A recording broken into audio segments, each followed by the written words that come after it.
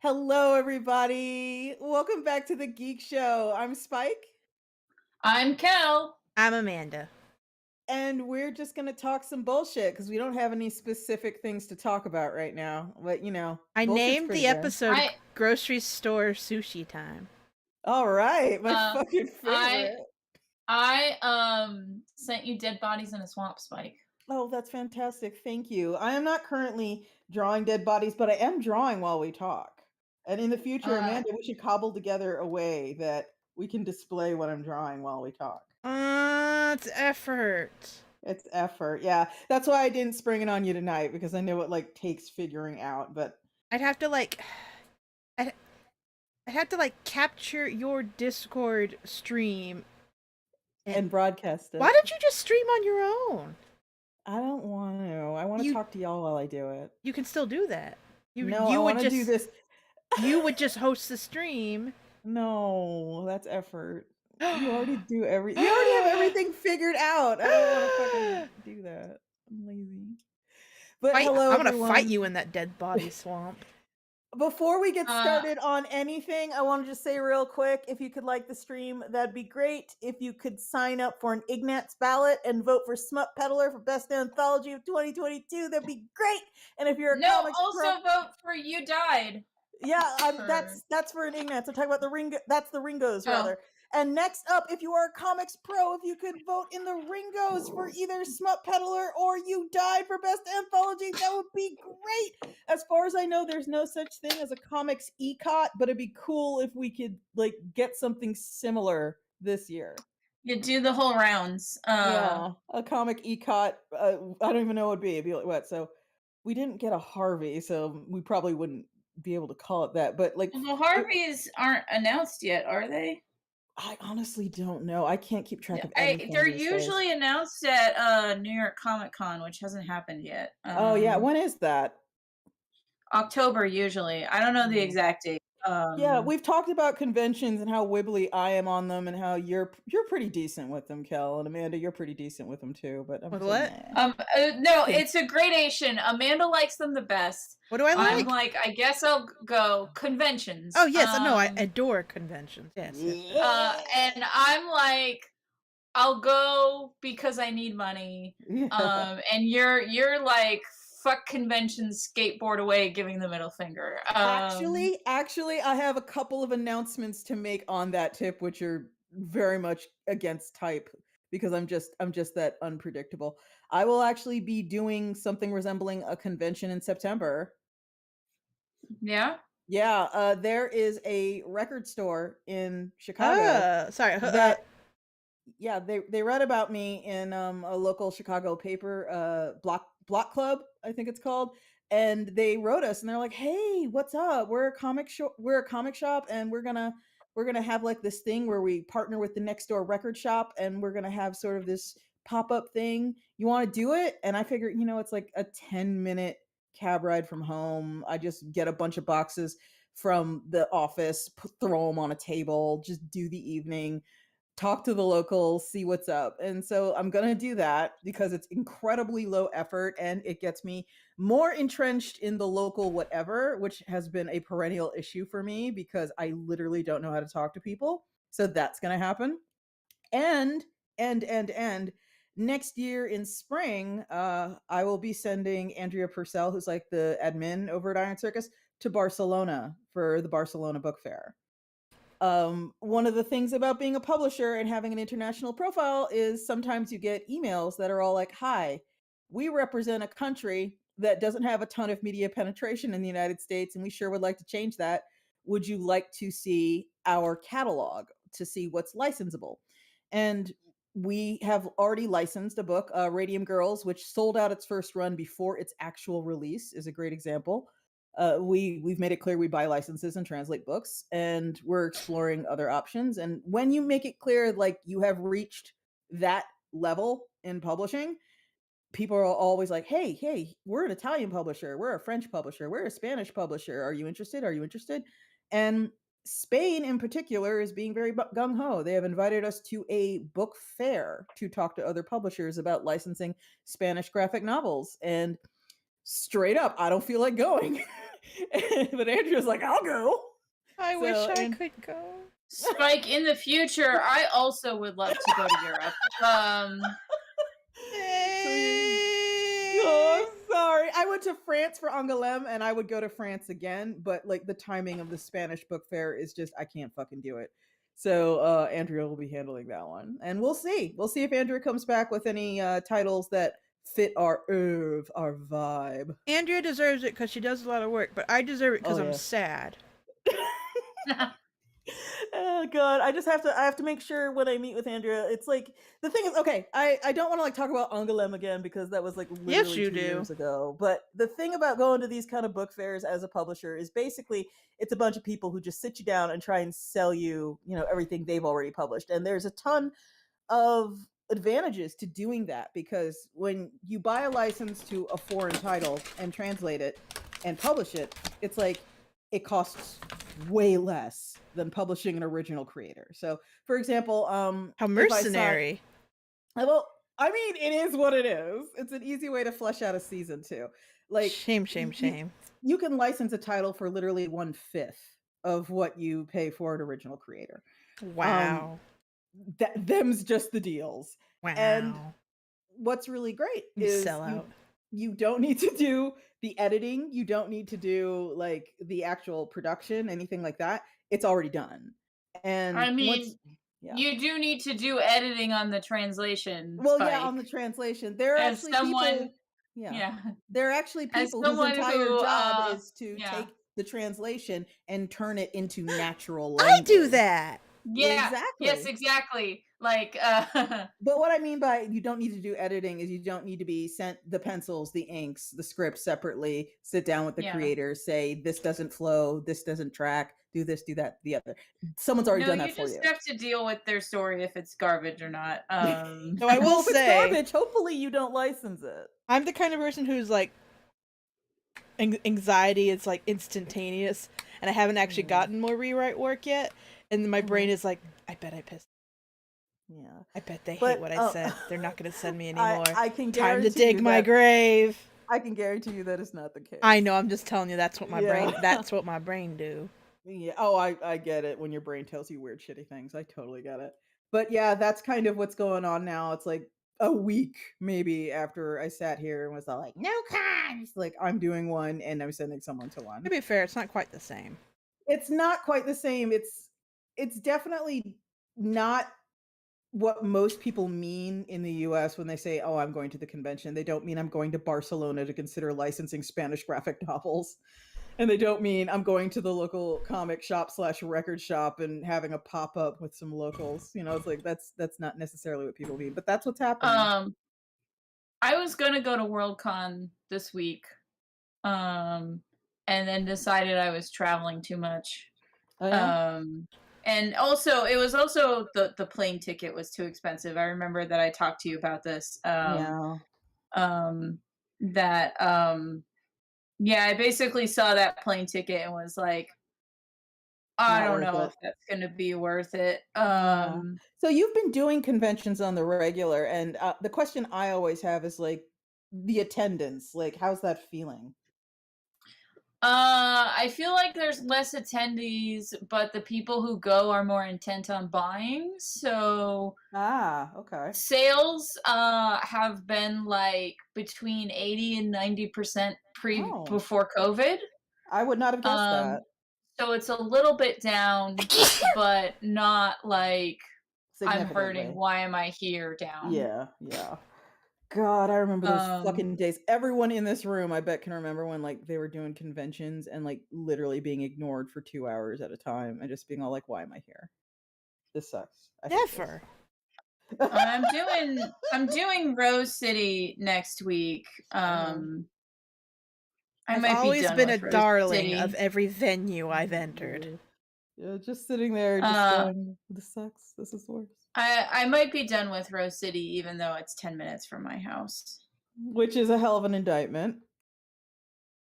So like, I had one extra terrible Rose City, and Rose City is not great to begin with. Yeah. And then I basically started to put on my application, I want Artist Alley table A1, and if you can't give it to me, I don't want to come. I mean, fair enough. And this year that didn't work for the first time. Like they gave me A1 for several years in a row, but it changed management. And I'm I like, sneezed on myself. they gave me a different spot, and while it's not like the worst spot in the world, it's not A1. I can't make my A1 like the steak sauce joke that I make every year during Terrible shame. Terrible shame. and It's on the banner. it's not on the banner, I but know. it's That was just a like, joke. yeah, Yeah, but you say it's just you're not feeling it, basically. yeah, because it wasn't great to begin with, and yeah, just I don't know. Yeah, I Like, so get it. usually I bring 20 to 30 copies of every book that I have Right. Yeah. to a con. Okay. And Rose City, I take like between 5 and 10. Um, and then again, since it's a 10-minute walk from my house, if anything sells out, I can just restock the next morning. Because all my shit's here anyway. That's what I love about Um, doing Cake. Cake, for folks who don't know, Cake is the Chicago Alternative Comics Expo, and it's extremely local as well. And basically, if we sell out, we just tell people, just come back tomorrow. We'll have more. Like, my office is literally 15 minutes from here. It's one of the most low-key, low-stress cons in existence. anyway, Spike, send me to Europe.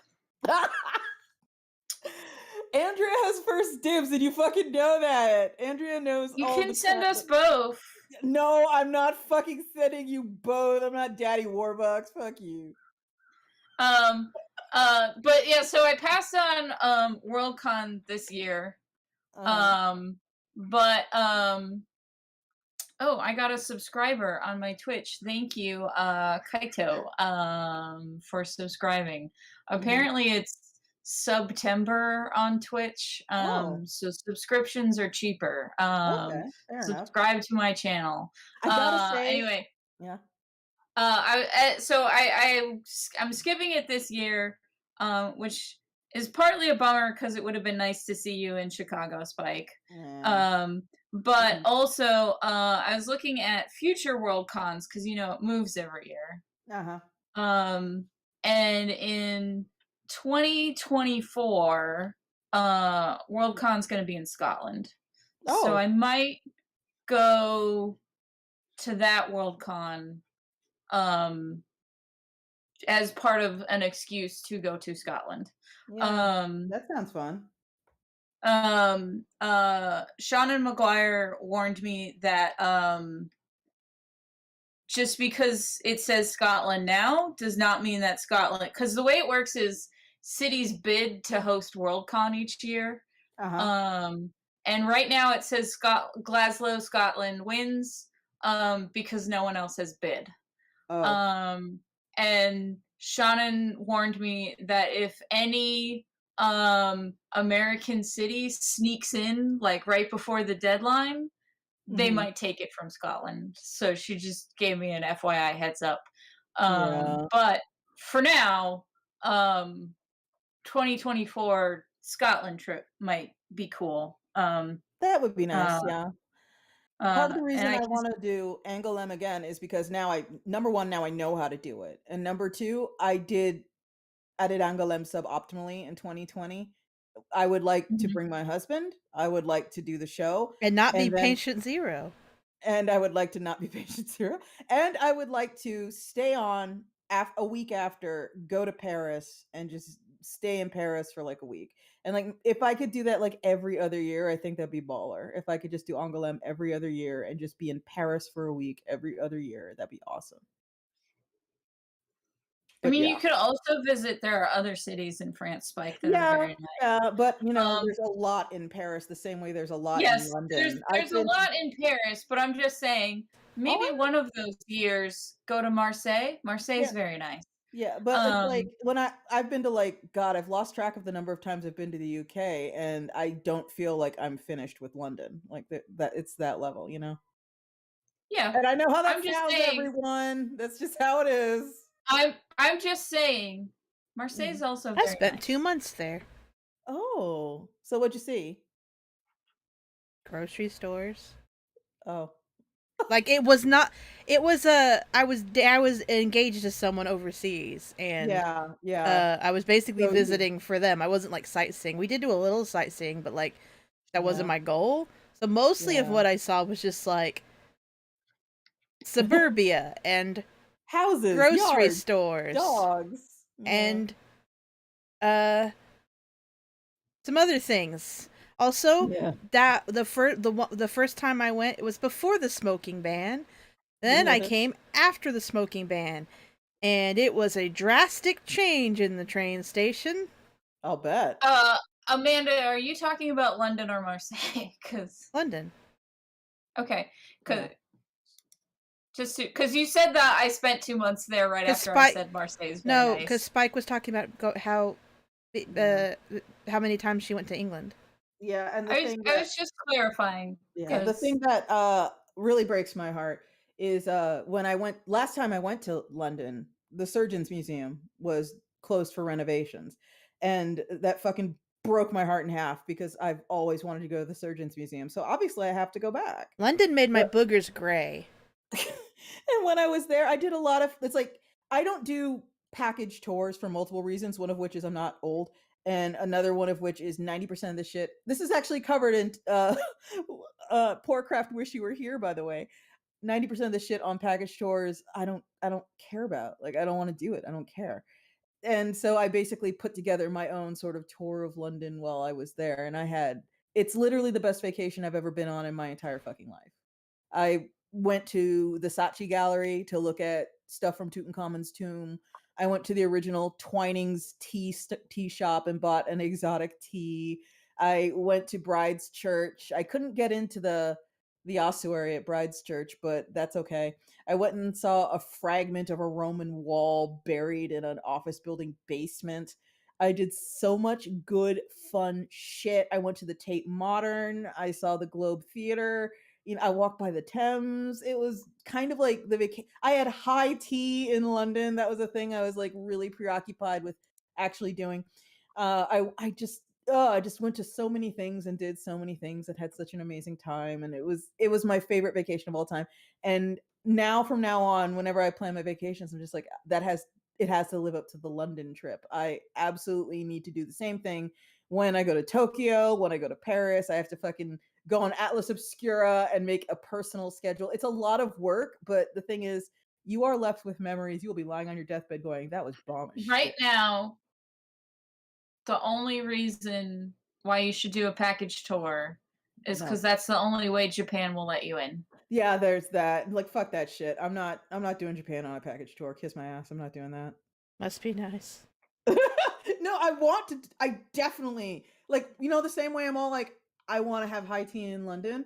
Like, I want to eat out of a Japanese 7-Eleven. Like, that's on my I bucket list. I want to go see those very fat foxes. Also, fugu. I want to eat fugu. I don't even care. I want to eat fugu. And obviously, I want to go to all the cool neighborhoods, and especially I think it's like Saturday or Sunday that all the little Visual K and Lolita got people come out and they sort of parade around in the street and you can photograph them. I think that's Um yeah, I want to do that. but yeah, Spike, do you know about the fat foxes? I know about the fat foxes. I know about the bowing deer. I know about the island of cats. I know about I all want that to shit. go to all those dumb things. If I had to choose a Japanese Uh, animal experience, though, I'm definitely going 100% bathing monkeys. The macaques they're in their very hot good. spring. Yeah, I wanna see the macaques in their hot spring, if I had to choose one thing. Oh, here's a little present for everyone who's watching right now. I've tweeted about this on occasion, but in case you missed it, there is a whole series of channels where a completely silent, anonymous Japanese person just takes a ferry or a train around Japan and maybe visits a little restaurant and has, like, soup. It's incredibly cool and relaxing and fun because obviously Japan, series of islands, obviously there is a ton of ferry service, and it's like inter-island ferry service, and some of them last 2 days. You can be on that boat for a while, and there are all these like distinct ferry ships. Like there's this one ferry ship that's very well known for having really, really good vending machines, for example. And so this anonymous person will, check in, and they will speak via captions on the screen and just say, this room is a third class room. I got it for 150 yen. Oh, let's go review the futon. Let's review the slippers they give me. Let's review the view. Okay, now let's go out and have dinner. What should I have? Oh, tamagoyaki and udon. Let's have that. And then they'll sit down and be like, it was okay. Let's go watch the sunset. And it is so fucking sedate. It's amazing. It's perfect to fall asleep to. Sure So, sounds yeah. like it. I fucking love it. I can't even. It's so fun to watch. It's just they don't again they don't say a word. They just sit there and review the bunk bed, review the food, review the view, all kinds of like very quiet, subtle things, and it's weirdly relaxing and weirdly fun. And I actually watch it and I go, maybe I should take a ferry when I go to Japan. Like I don't even know where I take it. Maybe to go to Cat Island, maybe to go to Battleship Island, maybe to see something else. And I do know one person who lives in Japan. I should probably ask him, but it's just one of those things that I think about. Like I have also Singapore. For some reason I've decided I kind of want to see Singapore. I have been looking into planning a Japan trip, which is why I knew off the top of my head that right now you need to buy a package tour. Yeah. I don't want to do that. The reason I was looking into it is I have been trying to get a group together of non-binary folks to all go to Japan together because if you have a big enough group, you can rent out the whole onsen yourself Ah. and then not have to worry about dividing along the gender binary. Yeah. Just make sure you go to one of those foreigner-friendly onsens if any of you have visible Yeah, no, tattoos. we know because we Yeah. several of us have tattoos and most of us don't speak Japanese. Yeah. So Yeah. it's kind of like the way we're doing it is everyone can do whatever the fuck they want the whole trip, except for we all will meet up at this onsen. Onsen. Yeah. Yeah. Excuse me. That might be fun. So like it's fun to hear like what everyone's interested in doing in Japan. Because we're a diverse group of interests. And it's stuff like going for a hike, seeing the shrines, going to Tokyo Disney, going to feed the fat foxes, which is my thing. The fat foxes are a 2.5 hour train ride from Tokyo. I am not feeling that. Could be a day trip for me and Yeah, whoever else wants to see these chubby little boys. yeah, I would actually like to get on a bullet train. That's another thing. Just to be on it. I'm an American, so I have no idea what a competent train service looks like. I've So been on a bullet train before. They're nice. Oh yeah, in France? Yep. Yeah. For those of you who don't know, I went to college at SCAD, Savannah College of Art and Design, and they have an abroad office, or an abroad campus in Lacoste, France. Lacoste has 50 people in it who aren't employed by SCAD. So basically, SCAD bought this entire tiny village in France to be their campus. It is such a tiny village that we had to walk an hour to the next town for an ATM. Ew. But because it's this art school, like part of studying abroad is that we did a Paris trip, so we took a bullet train to Paris.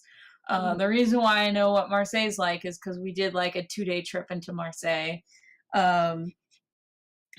We also went to a place where they make traditional paint from like okra.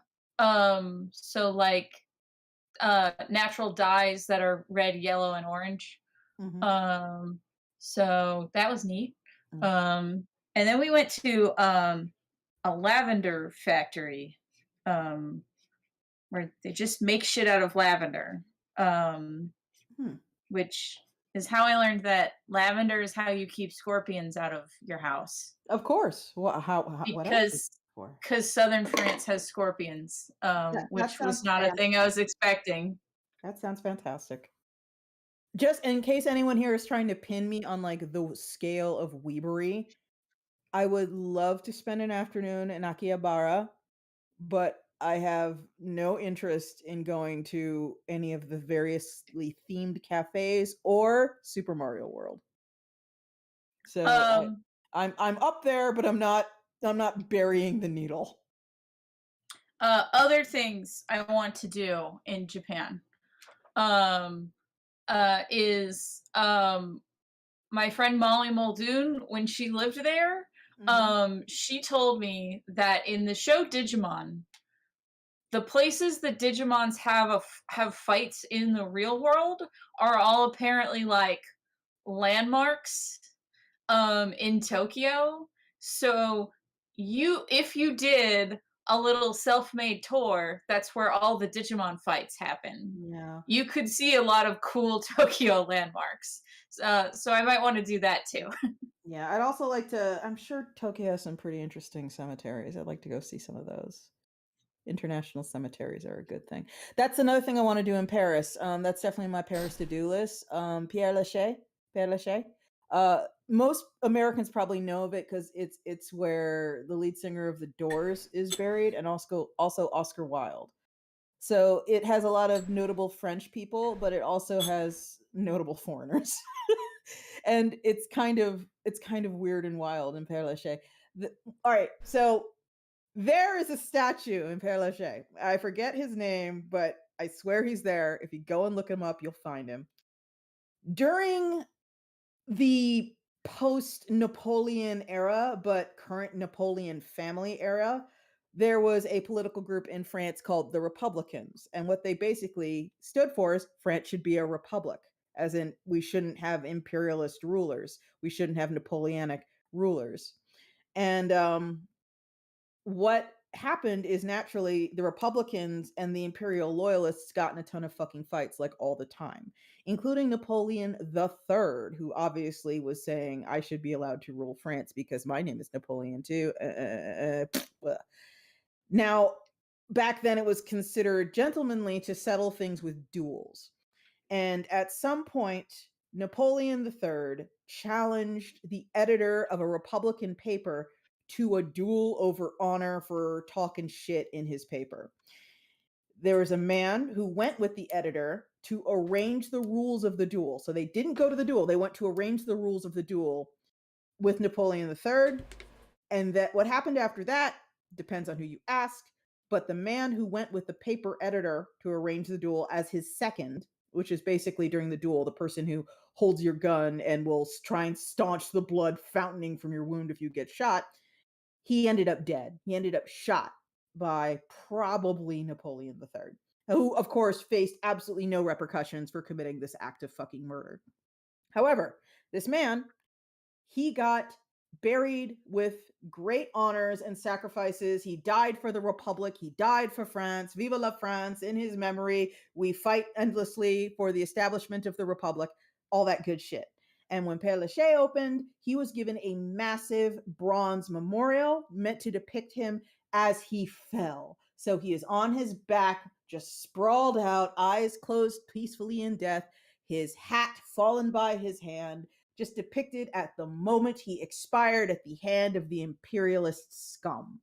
That is what his monument in Père Lachaise is. However, this is not the weird part. The weird part is at some point, all of fucking France decided his dick is really big. Like they looked at the sculpture and they said, my man is packing. That's interesting. Now, that is up to interpretation. Like some people see a fold, other people are like, no, his hog is massive. And this idea developed that his hog is massive because he was engaged at the time of his death and he is turgid with unrealized progeny that his beautiful bereaved bride will never get to bear, blah, blah, blah. It's all very romantic and flowery and kind of weird. But this is what people have decided about this statue's massive schlong. And it became also decided as a result of that, if you were a person in France who did not have a lover or a pregnancy that you very much wanted, you would go to Père Lachaise, you would put a rose in this man's hat, you would rub his dick, and then you would kiss him on the mouth. And if you did it properly, you would get a lover, a proposal, or a pregnancy. One of those three things that you clearly wanted. This is a real thing. It really happens. And if you go to Père Lachaise and find this man's grave, the statue is bronze. It is covered with a natural patina due to being out in the weather for so long. But he is polished to a shine on his dick and his mouth because people will not stop Frenching and groping the statue. Okay. I'm gonna on a slightly more wholesome version of that type of story. People have found that every time there's a bronze dog statue, people will pet it.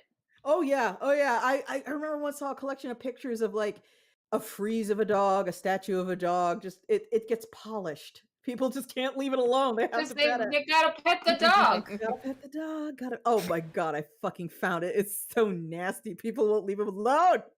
Oh, here's someone actually rubbing him down. Oh, you don't know the man. Okay. I'm going to go ahead and oh, wow. Okay. You know what? Maybe calm down. Holy shit. He died for the Republic, not for that. Okay. Where is the fucking, is it here? Okay. Yeah. He died for everyone to touch his wiener. I'll put a link in. A link where? In the chat. Which chat? The YouTube chat. You can't. Oh, I'm gonna put it in the Twitch, not the Twitch. Whatever. The Discord. The Discord. That's it. There we go. If you could post that, that'd be great. All right. Just all over the dude.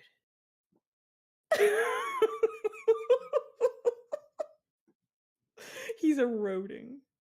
His dick is eroding because you're all disgusting. You won't leave him alone. Gross. Yeah, I've seen this before. Yeah, his dick is all shiny. People won't leave him the fuck alone. Oh, it's like, imagine them installing that and being all like, yes, gravitas, égalité, fraternité, dignité. People roll up like, poor dude. But yeah, I wanna go to France and grope him.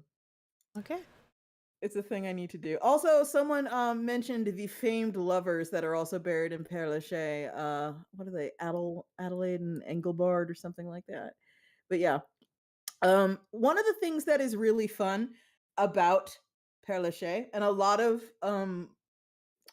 graveyards of the period, by the way, like the idea of the graveyard was evolving at the time. Like, yeah, you're getting this fucking discussion. The idea of the graveyard was evolving at the time. The US went really, really hard in on the garden graveyard, which is why our graveyards kind of look like they do, where it's very spread out. There's a lot of greenery. There's a lot of trees. A good example of this would be something like Hollywood Forever with lots of palm trees and like rose vines and that sort of shit. It's just like it has to have that sort of garden feel. That's super American, and that's sort of really indicative of the period those graveyards were established.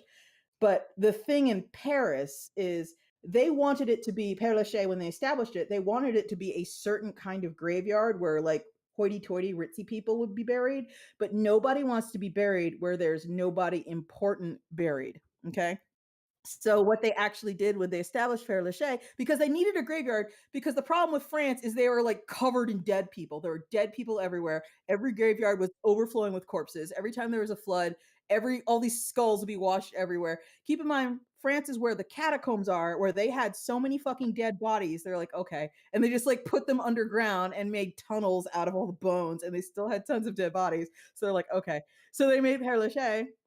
And they wanted people to be buried there because they wanted to take some fucking money from them for being buried there, but they didn't have any actual bodies there, so they actually imported bodies so people could be buried next to famous people. And the Abelard and Eloise story is kind of a fucked up, horrible story, but here it is. Okay, Eloise was a very intelligent, bright, aristocratic woman, if I'm not mistaken. And she was so intelligent that her family was like, fuck, we have to get her a really good tutor to make sure she makes the most of this. Because, having an educated daughter was it was basically a flex back in the day. And so they hired this religious kind of dude, but not like an actual monk, just like a known to be a theologian and scholar guy named Abelard. And he was so good at his job, he like immediately got her pregnant. And when that happened, Eloise's family was like, well, that's not cool. And they cut his nuts off. And Abelard and Eloise became a monk and a nun, respectively. And their story of love, air quotes, went down in history. So they were like very well known in France at the time. And people were like, oh shit, we should actually dig them up and put them in Père Lachaise, because apparently that's totally okay. And that's what they did. And so people were okay with being buried next to these famous lovers. Mhm. I think Isabella Duncan is also buried there too, who also had a hell of a fucking death. Okay, Isabella Duncan, everyone, is a dancer. She's a famous dancer. At the time, we would call her a modern dancer. She liked to dance basically in almost nothing but scarves and just a lot of free form, do what you feel, no formalism, just vibes kind of dancing. And she was scandalous for the time, which means she had children without being married and was like, yeah, so fucking what? And like, she wouldn't be ashamed about it or nothing. So she was super edgy and super controversial and super avant-garde in that way. But she also experienced a shit ton of tragedy in her life. Isadora Duncan, I'm sorry, I fucked up her name. She experienced a ton of tragedy in her life because those two kids she had by like two different dudes, they were in a car with their nanny, and the chauffeur didn't put the brakes on, and it actually fell off basically down a hill backwards into a body of water and drowned everyone. So she lost both her kids in a terrible accident. So that was terrible. And she stayed like super fucked up on drugs for a while because of that. But she got out of it. And during the period she was getting out of it, she decided she was going to treat herself to a new car. And this is like the one thing people remember about Isadora Duncan, other than the dancing thing.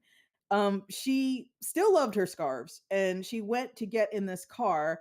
And according to people who were there, her final words were, "Goodbye, my friends, I go to glory." And the kind of car that she got in was of the period. It was open top and it had spokes in the wheel. And the scarf got caught in it as the chauffeur took off and yanked her out of the car and either broke her neck and killed her instantly, or bashed her head against, under, and over the wheel and killed her that way. So that's how Isadora Duncan died. And she is also in Père Lachaise, but it's wild because like she doesn't have like a gravestone. She doesn't have like an Oscar Wilde type gigantic statue. She doesn't have a sculpture like Jim Morrison. She just has like a little plaque, just a little tiny drawer full of her ashes. So what I'm saying is I'm a fucking goth. What you're saying is that sluts don't get monuments made to them. Yeah, I'm a raging goth, is what I'm saying. Sitting here telling you all about fucking cemeteries I want to visit. And this I is why it's so cool to travel. I want to go to the catacombs. I want to go to Père Lachaise. I'd like to go to Italy and go to the Capuchin tombs. I love to go to various ossuaries that are all around Europe because, it's a thing that happens in a lot of parts of Europe where they're like, fuck, the graveyard's full. So they just take all the dead bodies out, all the bones, and they like make modern art with them. because that was considered incredibly pious to do at the time. Like it was a memento morti or whatever. Mhm. Memento mori, whatever. Basically, it was a reminder that you too shall die, and it's just skulls and bones and chandeliers made out of femurs and shit, and it's super cool, and I love it. And it happened in Italy, but it also happened in Romania, and it happened in a bunch of other countries, and I'd love to see those. I'd love to just kind of like if finances would allow in the future, I'd love yearly to just have 2 weeks in a European country and see ossuaries and eat food. I'd also love to go to Japan. I'd love to go to Singapore. I don't know why Singapore. I've been watching too much YouTube shit, I think. I'm not even sure there's anything for me in Singapore. When I look up like what is there to do in Singapore, it's all tourist shit, and I don't necessarily want to do tourist shit. So, like that one's kind of eh. But I you're going to a famous cemetery, which it's definitely is well, also tourist shit. well, when I Um, say tourist shit, I mean shit built explicitly for tourists. That cemetery was not built for tourists. okay. Yeah. So it's just memento mori. Yeah.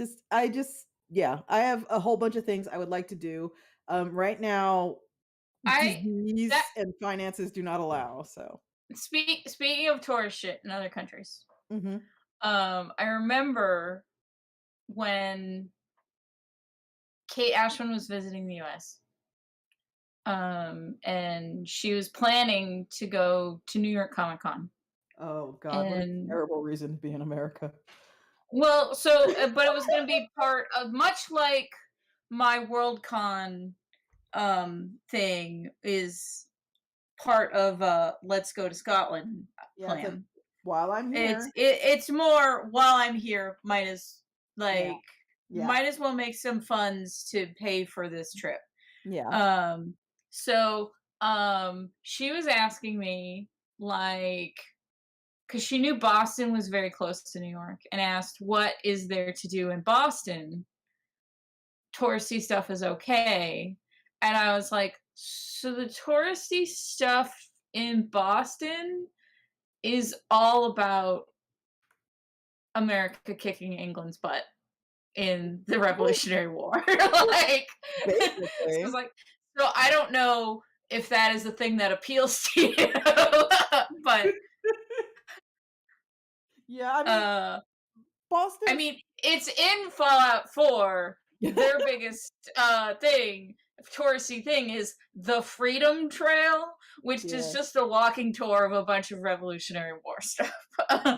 There is that, yeah. See, that's the nice thing about living in Chicago. There's always something to fucking do here, especially if you show up during the warm months. I've mentioned this before like a million times, but Chicago has like unloved younger sibling syndrome like really really hard, so it tries like way harder than New York or LA, which are like the two cities all foreign people know about and all foreign people talk about wanting to visit. Like they want to go to New York, they don't want to go to LA.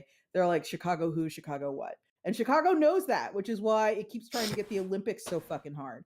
But because if you come to Chicago, Senpai, notice me. exactly. That's like Chicago. Chicago is like so insecure, like on that level.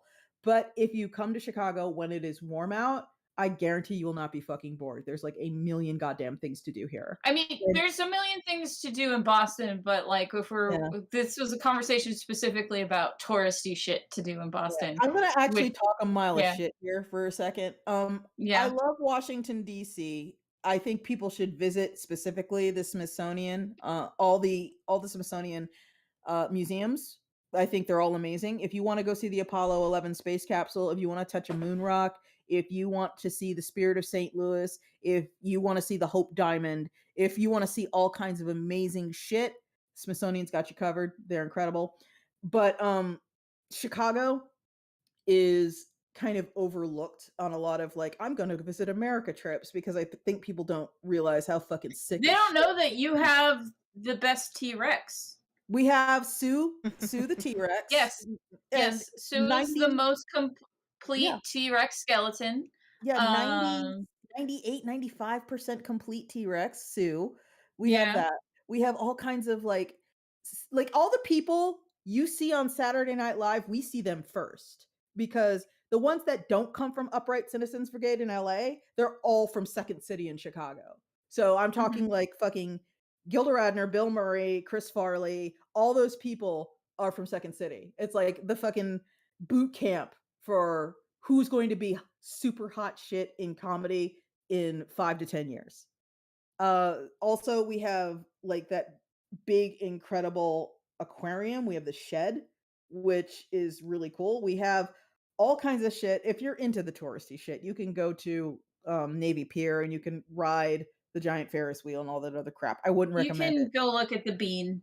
You can go look at the Bean. The Bean is interesting, but what you really want to do after you're done staring at the Bean, you want to go across the street and you want to go to the Art Institute, and you want to, if you're one of those people where you want to prove to people you did something, you go to the Art Institute and you take photographs of all the paintings they've definitely heard of, like all the Degas paintings, Sunday on Le Grand Jatte, American Gothic, Edward Hopper's Nighthawks, because all that shit is there. All that famous shit is there. And so you take those photos. I love the Art Institute. It's fucking incredible. I love the Shed. It's fucking incredible. And I love the Field Museum, which is where they keep Sue. It's fucking incredible. They're all fucking incredible. If you like sports, we got a bunch of shit. I don't care about sports very much, so I can't tell you. The one thing I envy is New York's food culture, but Chicago food culture does not fuck around. We have a lot of Michelin-starred restaurants and a lot of really good restaurants here too. Like I'm sitting here caping my ass off for Chicago, but it's because I really love living here. I've lived in Atlanta, I've lived in the DC suburbs, and I've visited a whole lot of other cities. And impartially, I can say Chicago is better than New York. Chicago is better than LA. Like maybe it's just because I was only in Burbank, but I think LA is genuinely fucking ugly, and New York literally smells like hot garbage, and it's too expensive. New York does indeed smell like hot garbage. I Like hate New York. quite literally. It's like the thing about New York, in case you've never been, there are no alleys. So they have no place to put dumpsters. So everyone just piles their garbage on the sidewalk. Yeah, it's gross. I hate New York. It's disgusting. And it's like New York has a lot of cool shit. I'm not going to sleep on New York. I've been a bunch of times. It's really neat. But it stinks, and That wasn't they my are experience, but okay. Oh, really? I just didn't notice a smell. Wow. Was it summer? Manhattan stinks. Queens and Brooklyn do not. Okay. It was cold out. Huh. That's also why it didn't stink. Yeah, that's right. And I've been twice. Yeah. Admittedly for conventions, but Yeah. And I think everything there is like, you cannot justify the expense of like 90% of the shit in New York. It's like you got some fucking nerve when I see the rent. It's like you're insane. You're all insane. New York is terrible. I hate New York. I love the food culture there, and I think there are definitely No. cool things that you can only do in New York, but at the same time, that's not enough incentive for me to even think about actually living there full time. Like in Chicago, I'm not saying Chicago is cheap, it's a city, but I can live in the Oh fucking no, Spike. Chicago is cheap. As someone who has been looking at the price of condos in various cities, Chicago is the cheapest. Well, I'm not surprised to hear it's cheaper than other cities. It is cheaper than Portland, Oregon. Yeah, I'm not surprised to fucking hear that. And the thing is, you got some fucking nerve, Portland. Like I've seen Portland. I've been to Portland. Fuck you. Yeah, no, like I was looking at various price of different condos to like get an idea of what's out there. What's the market look like? Yeah. Portland has no reason to be charging that much, but if you want if you want a functional public transit system but still be in a city, Chicago is where it's at. Like Chicago has 24-hour trains. That's like the bare minimum for me right now to be considered a spot of civilization on this hell earth. If you don't have a 24-hour train, you're not actually a city. Like, discussion over. I just have it's like, so Spike, just so you know, Chicago is very cheap. Well, what I'm saying is it's not like living out in the country in a little cottage cheap, but as cities go, it's very inexpensive and you get a lot of bang for your buck. It's not expensive to live here, and I fucking love that about this place. And I especially love just like every weekend, if you're just like bored, just leave the fucking house. You will find something, because everyone here is so pent up in the winter. And then when it gets warm, there's something literally every weekend. It's something as big as Uh, Lollapalooza or as small as like farmers market. It's just so fucking cool. the winter is why I eventually ruled out Chicago. Oh, wimp, I hate snow. coward, baby. I'm done with snow. I grew up in Diaper Boston. baby. I'm done. I've done my Diaper. snow. It's Diaper done. baby. I'm done. Fuck snow. It's awful. I hate it. No.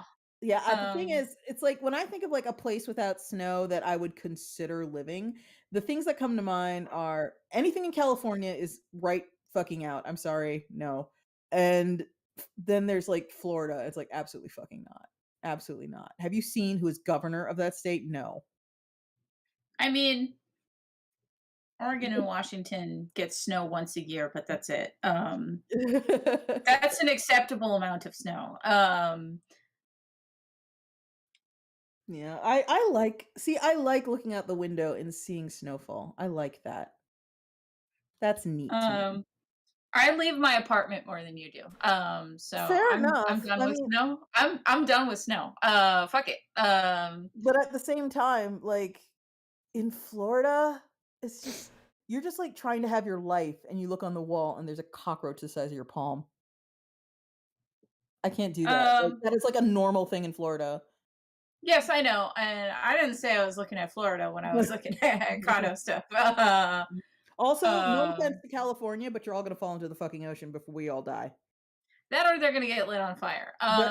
They're gonna fall in the fucking ocean. You're overdue. You're gonna fall in the ocean. And I'm not trying to be Fall mean. in the ocean Mhm. or be on fire. Like Yeah. those are the options. I mean, probably both. I I just mean, you're only gonna die once. No, but California So is gonna do both. California is gonna okay, fall good, in the good. ocean while on fire. And it's like you need to like start thinking about charging as if that because again, if you want to be like offended, just go on realtor.com and look up house prices in LA. It's like offensive. It's genuinely offensive. You go and you look Um, at like little bungalows in Chicago, they would like 250 maximum for like these little like 3-bedroom brick bungalows. And in LA, they're literally $1 million. And you're like, I'll yep. fucking kill you. I'll fucking kill you. Um, yeah. At least Now that I've seen, but here's the thing: is that's almost every city now, Spike. not Um, Chicago. well, that's why I told you Chicago's cheap. Chicago rules. I love it here. Uh, yeah, like when I Come was live here. looking at it, Our cops are quitting in record numbers. Come live here. It's amazing. yeah, when I was looking at them, it was like Chicago and Minneapolis were the cheap ones. Yeah, Minneapolis is nice too. Minneapolis doesn't get any airtime, but Minneapolis ain't bad. Uh, but It has again, 0 swag, fuck that but snow. yeah. Minneapolis has But 0 swag, but it's nice there. then there is then Portland and No offense, but fuck Portland. No. yeah, that's why I was looking for places that are outside of Portland. And then Seattle was only slightly more expensive than Portland. Um, and then everything is about LA prices. Boston is about the same as LA. Obviously, New York is more expensive than both of them. Yeah. But yeah. Yeah, I was looking at a thing, by the way. This is only it's only vaguely related, but did you know 30% of all housing in Texas is corporately owned? 30%. Nearly 1 in 3. Like what the fuck, Texas? You need to like figure this shit out because it's going in a real bad direction. And They're I'm not not. talking like to you, Amanda. You know what I mean? I know. It's like, But this is aren't where y'all I am. scared? Aren't y'all fucking scared? That sounds terrible. 1 in 3 houses in Texas is corporate. Hello? Anyone? Fucking That's who shit. they want. They want corporations, not people. No, they don't want that. It's like straight up like fucking all the assholes in charge of some of these states are just like jangling keys in people's faces. And I'm not saying that like we're being distracted by like things like fighting so that trans people are regarded as fucking human beings. But like, hello? I mean, don't get me wrong. I'm sure if you live in Texas and you're raised in Texas and you're fed, from birth, you're bottle fed, don't mess with Texas. Texas is so great. I'm sure you're very prickly about this shit, but like, y'all know you're like in last place in a lot of things. And the fucking That's not true. Alabama and Mississippi exist. no, yeah, but they still like Texas it's in a bad fucking way on multiple levels. Y'all lost power during the winter. Remember when those people froze? Remember? Can I be on? Can I just be honest? This like the last 50 minutes of conversation have been kind of miserable. Oh, I'm sorry. We can change. It was like already bad. They were just talking about like travel. It's like, oh, travel is probably something I can't do for like 10 years. Oh, and now everyone's like talking about housing. It's like, well, I'm lucky I can live anywhere. And now this conversation has circled back around to how awful Texas is. Like, yeah, yes, the place I am stuck. Yes. I'm sorry. Like I've just been spiraling this whole conversation. Like, yep. I'm sorry. But yeah, we can totally change the topic. We can change the topic to cartoons and comics. How about that? Sure. Yeah. Everyone, please go read my comic. It's pinned to the top of my Twitter. My Twitter is right there under my You need to make a proper pin tweet. I know. I swear to God, Amanda. I swear to God. I think about Amanda told me to make a proper pinned tweet, and I need to do it. I think about that daily because you're right. And I'll tell you why you're right. Because I'm sitting there and I will recall, oh, wait, that's right. I'm on that platform. I'm on Elo. I'm on Pillow Fort. I'm on this. I'm on that. I literally can't keep track of everything I'm on. I need a centralized page. Like, oh, I have a Mastodon. That's right. Beck is right. I need to actually fucking like make a list and pin it to the top of the thing. Because much to my joy, I should note, things are fragmenting. Like old internet is kind of quietly reasserting itself, and that people are like, maybe everything being super centralized and corporatized is kind of bullshit. Maybe we should all just like go back to being on hyper specialized tiny little platforms. And I'm like, fuck yeah. So I'm on like a bunch of those tiny little platforms simply because I have a fairly simple username and I like to squat it before it gets taken, because there are sports teams called the Iron Spikes and then if they beat me there, they get it from me. So I like to squat my username on whatever platforms they have going. And I thank you, Amanda. And I just think it's a good idea. And I should have a pin thing. But if you go to the top of my Twitter right now, and you can see the first page of my comic, and if you just click on that thread, you can read all 41 pages that are currently updated. And if you haven't looked at it recently, I have actually got the little fucking idiots talking. So it's not just like 30 pages of silence and murder anymore.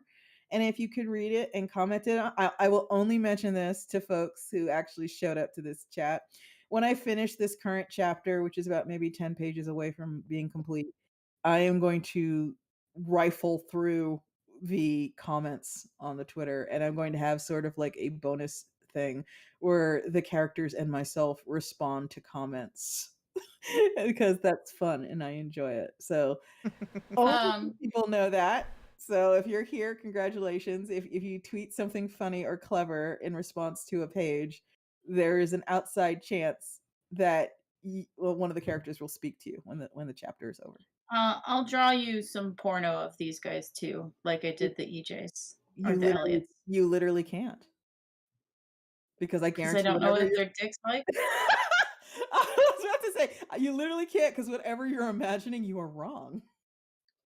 I drew one guy blowing the other guy without showing either of their dicks, so I'm sure that I can draw something similar with your weird little step idiots. Step idiots. Yeah, well the thing is, I'm gonna be real, I'm not 100% clear myself. I have some ideas. But the thing is, I was just thinking about like what the lazy choice would be, and we all know what the lazy choice would be. It'd just be like the lazy choice is that they have normal penises. They have dicks and vaginas would be the lazy choice, and it's like, well, that's lazy. I don't want to do that. That's boring. It's like, why even make them aliens if I'm gonna do that? And the thing is, you could argue they are fucking boring because they look like people. And I know people, there's like hardcore sci-fi fans and readers who are like, oh, Spike, don't look people really. are not going to criticize your step idiots for looking like people. I know, but you know how you get up in your fucking head when you're writing fantasy and Nope. sci-fi sometimes. I do No, not. only you do that. I do not. You are alone. Again, just I go have with an it. entire comic where where people have asked, like, how did the world end up this way? Were there toons and humans? And I just look at them and I go, oh, I don't know. I genuinely don't know. It's not I important. bet they look like curly fries. No, they're not ducks. It doesn't look like curly fries. That would make them unique in that they look like humans, but they have duck penises. I know, right? Oh my god, do you guys know about fucking duck penises? Yes, oh my god. Yes, Okay, because we please just no. commented on it. Please, okay, every time I'm the duck penis thing is one of those things where it's like every time someone learns about it, it becomes their new favorite fact. I have had so many conversations this year with so many different people where every single person has to be like, did you know what their dicks are like? And I'm like, yes, I know what their dicks are like. I've been on the internet. I know what a duck penis looks Please, like. Let me know a moment of drop peace. off every year, they grow a new one.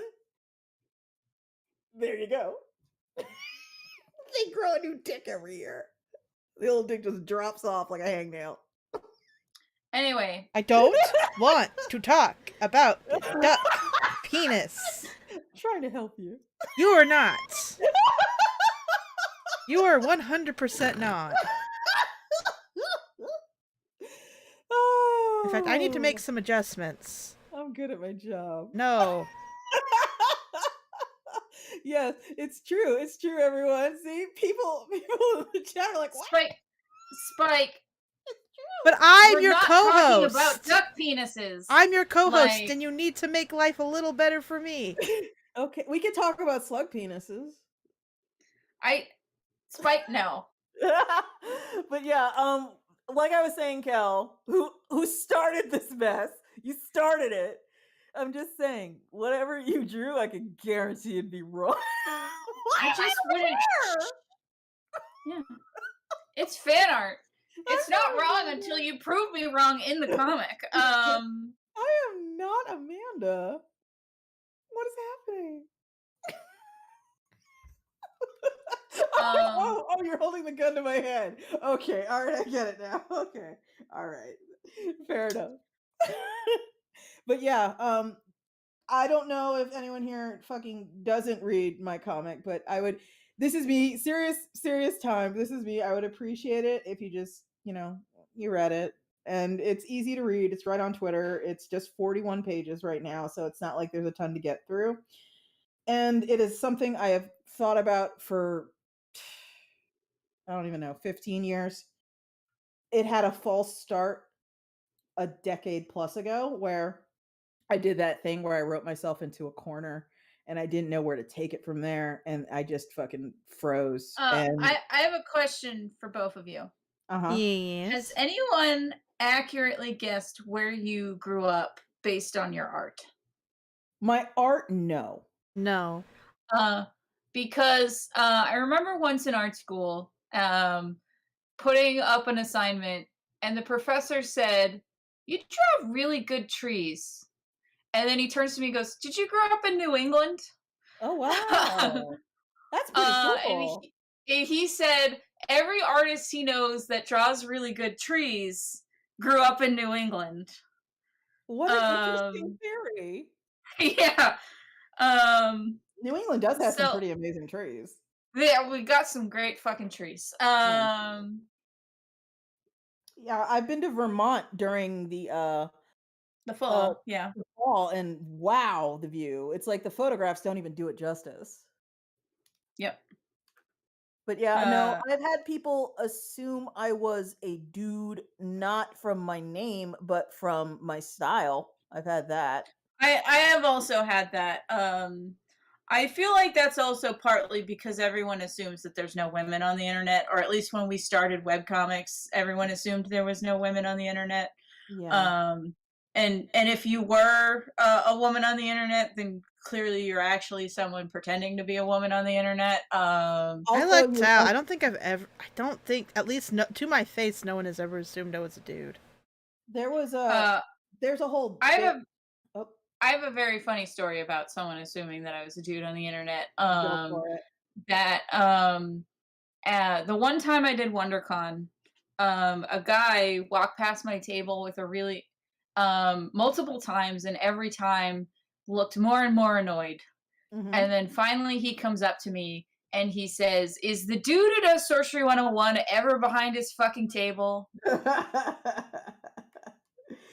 Yeah, I occasionally get people assuming I'm a dude because we are all socialized to believe that women don't care about the things that I exhibit interest in.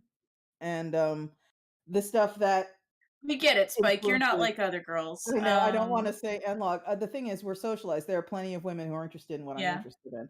It's just that we are socialized to believe that doesn't exist. Therefore, I'm making, a weird sci-fi comic about Bolshevik elves. So everyone's like, oh, must be a guy. And it's like, no, not really, but okay. So don't Um, assume anyone. Don't assume I've been anyone. mistaken for other artists, which was mostly it was Ooh, flattering. which I've one? told you this story. Tell them. I've told them this story before. Well, tell it again. I was once at I think it was it Rose? No, was it Rose City?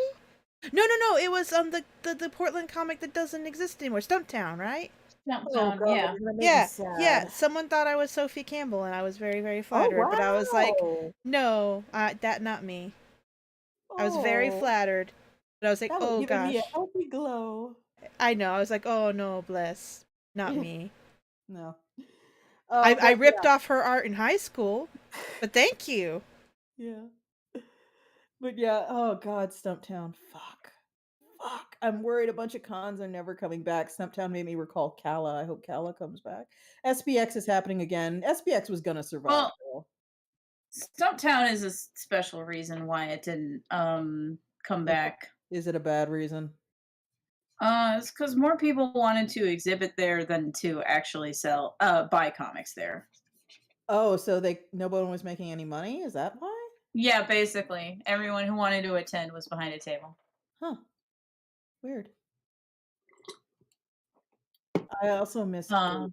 I miss Ape and I miss Stumptown. I miss Fuck. every single con, all of I them, know you do. all of them, except the one I don't even remember its name. Wizard World? Yes, Wizard World. I don't miss Yeah, Wizard World. yeah, Ugh. Wizard World's garbage. Literally free tables and I still won't do it. It. I'm almost ungreat. I'm almost like I feel like as desperate as I am. What was the Colorado one we went to, Spike? Denver something, right? That one Dink. was. Dink. That Was it? one. The show itself was fine. Getting into it, like as guests, Yeah. was like A pulling trial. teeth. It was so fucking bizarre. Like it was like. Yeah, that's the kind of cons I think of when I think to myself, I'm done. I'm good. Yeah, like because we couldn't get it. Like they had this line out the door, and we got in early. We were trying to get in early because we were guests, and they had a line out the door of people trying to get in, and they had like a bunch of what was it? Metal detectors they were making everybody go through. Uh-huh. And we were like, well, no, we have to set up. We're guests. We have a table. We need to go set up. They're like, oh, you need to get in the line. It was like, excuse me? Yeah, it's Pardon? like, by the time we get to the front, the show will have been open for half an hour, ma'am. Like, yeah, like I think we had to like call the organizers, like, hey. Yeah, I had to do. This is the thing. Here's the thing, everyone. Don't get fucking weird and rude when stuff like that happens. What happens if you give people a chance? And I called I think I was standing next to Amanda in line Yes. while I did this. And I called the Because we were exhibitors. like dragging our shit around, like sweating, Yeah. like what the fuck? Yeah, because we were guests, and I called up the exhibitor on my phone, and I was just like, "Hi, it's me." So I went to the front door, and I was told to get in line by the door guard, and that can't be right, can it? Like, that can't be right. No, I mean, I'm exhibiting and I'm meant to get in line with attendees. I've never done it that way. So they're mistaken, right? It's like, yeah, we got ushered up to the front. Just Ugh. That was also the year like half my face didn't move, so I was yeah, you have Bell's palsy. yeah, I had Bell's palsy that year, so I was like, I remember when you went to the emergency room for that because you were like, "Fuck!" oh yeah, I was convinced I was having a stroke. Yeah, yeah. God, yeah. And Nope, I I just remember couldn't move half my face for like a month. the best thing about Denver Comic Con too is that's where I met the Enigma. Enigma? The Enigma. The Enigma? He is a circus freak. Oh, okay. The Enigma, for folks who are not aware, I thought this was what like maybe like a nickname for like a con goer. no, he was actually The on an Enigma. episode. If you remember an episode of X-Files where Mulder and Scully went down by a body of water and a man climbed out and sort of Gollum hustled his way between them, and he was covered in tattoos from head to toe of blue puzzle pieces. That is the Enigma. He is a member of something that dates me horribly, which is called the Jim Rose Circus Sideshow. For a while there in the 90s and noughties, and I fucking lived for this in case it wasn't obvious, there was an act called the Jim Rose Circus Sideshow that opened for a lot of rock bands, and it was a literal modern freak show, and the Enigma was on it. And there was another woman whose whole act was she had iron crotch in her underwear, and she would take a Let's see. giant circular sander and cram it in her crotch and spray the entire audience with sparks. It was a really good show. Okay. Okay. That is the Jim Rose Circus Sideshow, and it was really fucking fun and cool.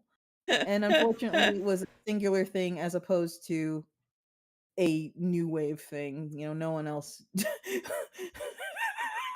God, let me live in a world free of deaf penises. Well, people don't always get what they want, Amanda. I better. But yeah, I deserve it after all I've endured. Jim Rose was also on that episode of X-Files, by the way. So yeah, that was a thing that happened in Atlanta. I went to It's wild rewatching the X-Files now because Yes, guinea pigs and similar rodents will just die of loneliness. yeah. So several years ago I watched X-Files for the first time. Uh-huh. I didn't watch it while airing. Except for the movie, which is a wild thing to watch completely out of context of the show. So I'm watching it with my friend Molly, and we get to an episode in the first season called Gender Bender.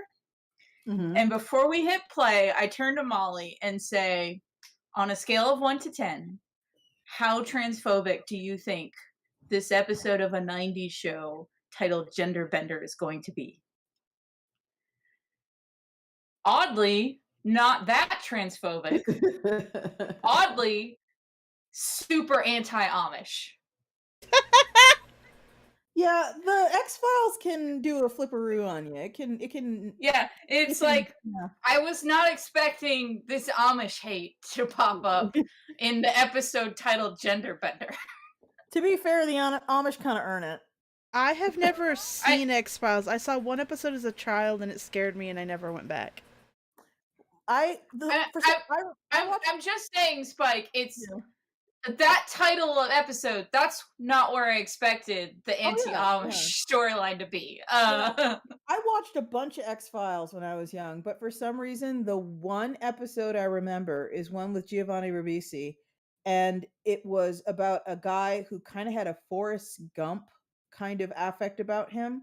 And the reason was because he'd been struck by lightning at one point, and he had like a horrible scar from where the lightning went in on the top of his head and it went down his neck. And what took people a while to realize is because, of course, it's the X-Files, this gave him lightning powers. But he wasn't like using them cleverly or coolly or anything because, again, Forrest Gump affect. But there was an aspect to the show, that episode, where they were trying to figure this out about Giovanni Ribisi. And he was clearly crushing on this girl. And he was kind of approaching her. I might be misremembering this, by the way. I'm sure there's some X-Files super fans who could set me straight. But he was crushing on this girl who, at this point, had realized he could call lightning down from the sky to literally kill people because he'd already done it. And he was like trying to approach her as if things were normal. And he was just sort of like innocently with big puppy dog eyes, kind of like hitting on her, while she was aware, if I piss this man off, he's going to fucking kill me, whether he means to or not. Because again, Forrest Gump effect. And that is the part I remember. Just this really tense moment in the parking lot where it's like he's trying to talk to her all normal. And she's just like, okay, sure. And he's not picking up on it because he hasn't got that kind of social awareness. That's the episode of X-Files I remember best. Okay. My favorite episode of the X-Files is one where Mulder and Scully tell the same story to their superior officer. And so you get the story from Scully's POV, and then you get it from Mulder's POV. And what's really funny is Luke Wilson is like the local sheriff in the story. And in Scully's POV, he's all charming and handsome and like he's great. Like, and then in Mulder's POV, they gave him prosthetic bad teeth, and he's like, golly gosh, you FBI folks sure are smart. Yeah.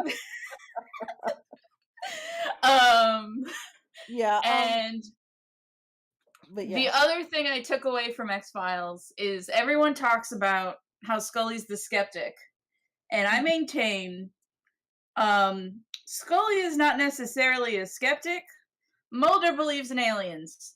Scully believes in an elaborate government conspiracy to fake the existence of aliens. Yeah. Those are equally nonsense things to believe in. Bird Wizard, the Amish aren't actually all that nice, just by and large. They get no hate due to closed communities.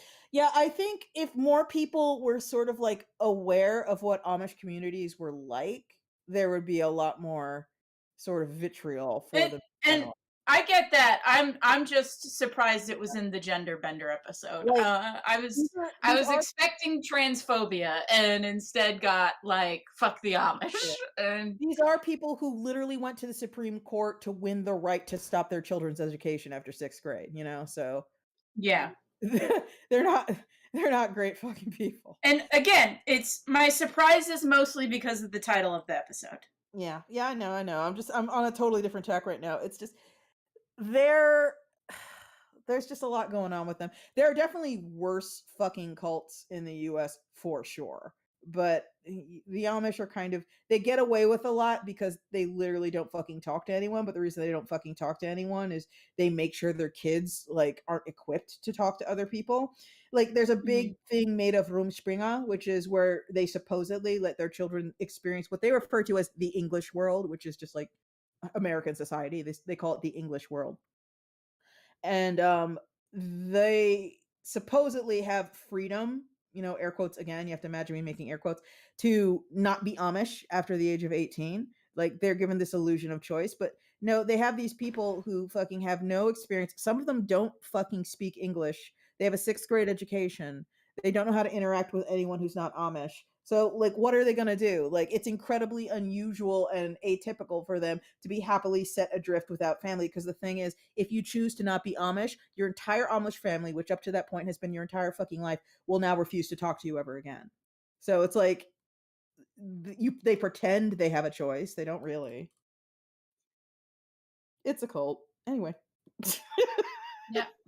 But I'm anyway, down on religion as a general rule, so. Anyway, the X-Files. Fun time. But also the lone gunman predicted 9/11, which is why their show got canceled. Oh, I didn't know that.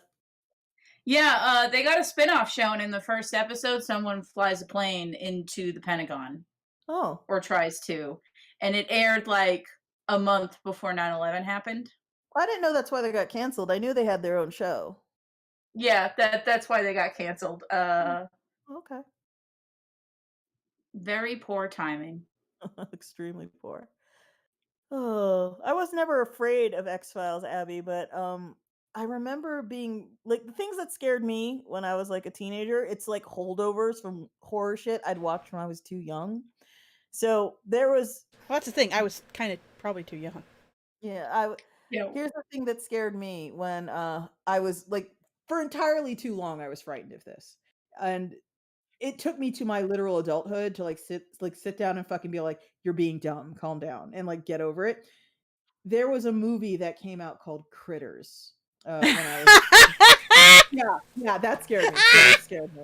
I No, I watched it get when it. I 100%. I get it. I saw that when I was older, but I get it. yeah, and I watched this when I Um, was a little kid. I rented it from the local video store, and I watched it in the dark, and I cried. And it's if you've never seen it, it's so fucking 80s. It's aliens crash land on Earth, and the aliens, they look imagine a Furby, but instead of a beak, These it people has really wanted to capitalize on Gremlins. yeah, it's clearly like it would have never happened without gremlins. Imagine a Furby, but instead of a beak, it has a massive row of little needly shark teeth and these big blood red eyes. And it has little gremlin claws. Like that. Imagine a Furby, but that is a critter, air quote. And it follows the whole gremlin thing where they crash land on Earth and they sneak into people's houses and they kill them in imaginative ways. But there was this one bit in the movie where there was a sleeping little girl. So already it's like, being Oh, I primed thought to this was going to be the toilet one. no, it's this part it implanted in my brain. Is a sleeping little girl, and she's sleeping in her bed, and there was a critter under her bed. And it has been established at this point, these things will fucking kill you. They'll like bite you and eat you and rip you apart, and you laugh. And while the girl is sleeping, she like flops and like her leg drops off the edge of the bed. And from the critter point of view, you see this leg dangling, and the critter's like, it's like doing that. Like it's gonna reach for the leg, and it's like opening its big, slimy mouth with all the little sharp teeth. And then the girl moves again, and she puts her foot back up on the bed, and the critter can't reach her anymore because again, they're little. And then she flops more, and her arm goes off the edge of the bed, and the critter's like, it's like it's gonna bite her arm. God, this is an auditory feast. I did not fucking sleep with my arm or leg dangling off the edge of the bed until I was in my mid-20s, minimum. Okay, when I was a child, Mm-hmm. a thing that creeped me the fuck out is, the animated Hobbit? Oh, yes. Yeah. Gollum in the animated Hobbit creeped me the fuck out when I was a child. Because his big cataract eyes. Yeah. Yeah. So cool. I mean, he's a great design, but I was probably 4 or 5 when I saw this. I was explaining to my friend, my dinosaur friends, that it's actually funny because that I'm into dinosaurs now. Because one of the reasons I was such a late dinosaur bloomer is because like when I was a kid, my Jurassic Park experience did not leave me going, wow, dinosaurs are so cool. It left me like having recurring nightmares about being eaten by velociraptors for like the next 10 years. Aww. Like learning about dinosaurs is actually what made me stop, because it was also, oh, they aren't like this at all. They're You not bastards. monsters. You They're bastards. just creatures. Yeah. They're just creatures. But like, it's also the fact that when we saw it, I was very little. It was in the theaters, and the only seat we could get was the very first row. Oh. So my neck was craned all the way back while this horror show happened, and I was like, man. But I was also like a huge weenie as a child. I've already told you how like a friend convinced me that a cousin, I think. I don't know. I don't have actual cousins, but like we called them cousins. Yeah. But play cousins, sure. yeah. A cousin told me that, like, oh, your Mickey Mouse pillow? Because they knew it glowed in the dark, and I didn't. They're like, oh, yeah. Be careful. They say if, like, your Mickey Mouse pillow glows in the dark, that means he's going to come alive and eat you. And I was like, no. And, of course, I did not know the pillow glowed in the dark. Uh-huh. And it glowed in the dark, and I cried all night, but I didn't want to bother my mom. So I just cried a whole night and waited to be eaten. Oh, no. Oh, Amanda. I had actually multiple instances of, like, I was like obsessed with not bothering my parents as a kid. I had like I have this distinct memory of a bedroom accident, and like I can't go downstairs and bother them with this, so I gently folded all my clothes on the washing machine and went back to bed because I didn't want to bug them. Oh. That's very adorable and also very you. Yeah, it really is. It's extreme Amanda moment.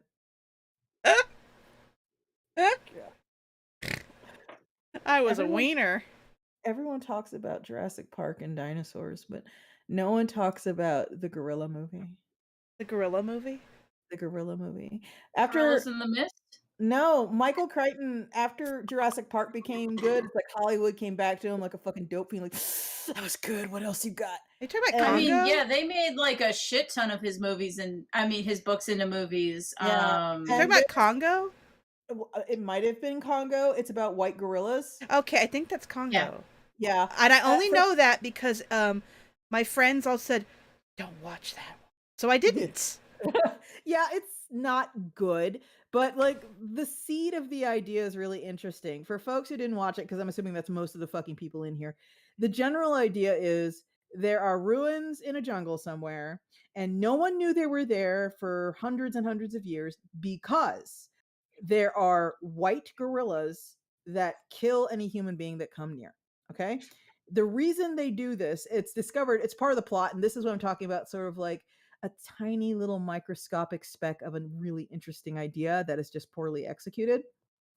It turns out these white gorillas are unusually intelligent. They are like kind of the dog to a wolf, as in they have been bred by whoever built these ruins to be of service to humans, and a certain kind of intelligence, a trainable intelligence, has been emphasized during that selective breeding.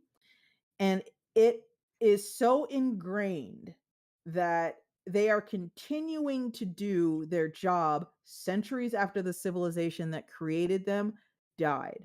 And part of the reason they're doing that is they realize at some point during the movie, these fucking gorillas can read. And what they are reading, what they have taught their children to read for centuries and centuries, is the petroglyphs, excuse me, on the walls of the temples, which just says over and over and over again, we are watching you. We are watching you. We are watching you. So they think their masters, the human masters who died out hundreds of years ago, are still watching them to make sure they do their job, which is to guard this temple, which is why they have turned into these like strange murderous things that just kill any human being that comes near, because they think their masters are still watching them hundreds of years later. And I thought that was a really interesting idea. It's kind of in the same vein as, it's a really common trope in sci-fi that there's like this machine race that was created by a civilization as a war machine that turned on their masters, and now it's just constantly executing the search and destroy program unthinkingly, unfeelingly, forever until they kill everything. It's kind of like that, but like the biological equivalent. And I really like that idea. From what I heard, that Spike. movie's extremely corny. It is. It is. So Spike, you describing this book as an interesting idea, very poorly executed, I think sums up most of Michael Crichton's work. Because if you actually read Jurassic Park, it is not a good book. I've read Jurassic Park. Yeah. Yeah, it's not a good book. It's okay. And I feel like Steven Spielberg fixed it when he made it a movie. Yeah. But like I've seen The Sphere, and I vaguely remember liking the movie of The Sphere. I haven't read it. I haven't seen or read that one. I decided after reading Jurassic Park, I was like, I will just see the movies that these are based off of. I don't need to read the source material. Because I think the characters in Jurassic Park are just fucking awful. Like there's interesting stuff that got cut from the movie. But like all the characters are better fleshed out and have better arcs in the movie. All his books are kind of just devices to be like, here's a cool idea. And he didn't really think of how to convey that in a story. Yeah. That's one of the pet peeves of when I'm reading fiction. When Mhm. it's clear the author had a really interesting idea. Like, I love really interesting ideas, and I can forgive if you don't execute it fully to my personal satisfaction, but when I get the sense you didn't really think about what this meant, that's when I can't keep going. No, Well, that's so I think he thought about the scientific implications of what a thing means frequently, but he uh-huh. doesn't ever think about the human implications of what things mean. Yeah, which is very Um, common in hard sci-fi. yeah. Um, and it's So, partly why I'm not a big hard sci-fi person. if Mm, you are a late bloomer dinosaur lover adult and you want to watch an interesting YouTube series and also have something kind of long to keep you company, I know there's what you're gonna say. what? You're gonna say your dinosaurs are wrong. Yes. Your I knew dinosaur it. what's okay. Well, it is very good. No, go for it. I'm Please, keep recommending. going. It's a very good YouTube series. It's a nice little. It's a very cozy series where this guy is sent really bad dinosaur toys, and he explains why they are inaccurate in a very Yeah. uh granular detail. It's very nice. He also does little animations to show like the changes Yeah, I between love like the the iguanodon original one. presentation of the toy and what it should look like. It's a very good series if you're looking for like I don't know, I'm very behind on dinosaur news, but I'd like to get into dinosaurs again. And it's a very easy onboarding. Yeah. I rewatch them sometimes cuz they're cozy. Yeah, Your Dinosaurs Are Wrong are great, and the iguanodon animation he put together too, which shows Yes. kind of like the Victorian concept of the iguanodon, all the way up to sort of the modern concept of the iguanodon, and watching it, like, go up on 2 legs and go back down, it's really I cool. also appreciate that they're very, very sparse with the editing. Like, Yeah. it's the perfect balance of letting natural silence sit and not um Mhm. leaving uncomfortable voids. Because I'm kind of over the fast cut YouTube thing where like a YouTuber cuts every like second. Yeah, that gets really tiresome. That's why I say it's kind of cozy because like you'll actually watch him like ruminate on what he's gonna say about why the tale is wrong. You know, where he's like, "This it's not a bad effort." You know, he's, like, trying to be fair. Yeah, Is it's but nice. It's yeah, one of cozy. the I was recently watching one of those, and I think it was about an Amarasaurus, Yeah, if Amargasaurus. Amargasaurus, and the thing about Amargasaurus is it has all these spines, and We still don't know what the thumbs are for. No, the discourse it's probably for sparring with for mates. yeah, Amargasaurus spine discourse is interesting because they're trying to figure out if it was, like, webbed like a fish fin, like, just sticking up with covered in webs, or if it had a sheath of horn over it. And, like, no one can really agree right now, but there's a lot of he goes into a lot of detail about the papers that are being published about this and what we can discern from the nature of cross sections of the spines, and because a bone that supported a horn sheath looks different at a microscopic level than a bone that was sheathed in a webbing, and it's just interesting to hear him talk. It's really coincidentally, I feel bad for Badger, who I don't know if he's still in the chat, but he's currently the DM for my game with Matt and other friends. Matt, who is Mhm. Spike's husband. Not Um, yeah. and he got the brunt of some dinosaur nerds because we're playing a game where there's involves dinosaurs, and he was rolling for like random dinosaurs to encounter, and he went, okay, there's a Dimetrodon, and me and another player MJP were just like, excuse me, that is That not is a not a how dare you. He's like, that's what the Dungeons and Dragons thing said, it's out of date, blah blah. I was like, how dare you. He Spino got the brunt of two nerds. yeah, Beck H, Spinosaurus Discord is one of those things where I kinda need to check myself because okay, Uh-oh. people are allowed to have fun, right? And, Yes. no one looks at Jurassic Park and goes, "Yes, this is scientific discourse on the actual nature of dinosaurs." No one goes to Jurassic Park thinking that. But at the same time, the Spinosaurus in Jurassic Park is so breathtakingly wrong. I don't think I could ever sit down and watch the movie myself.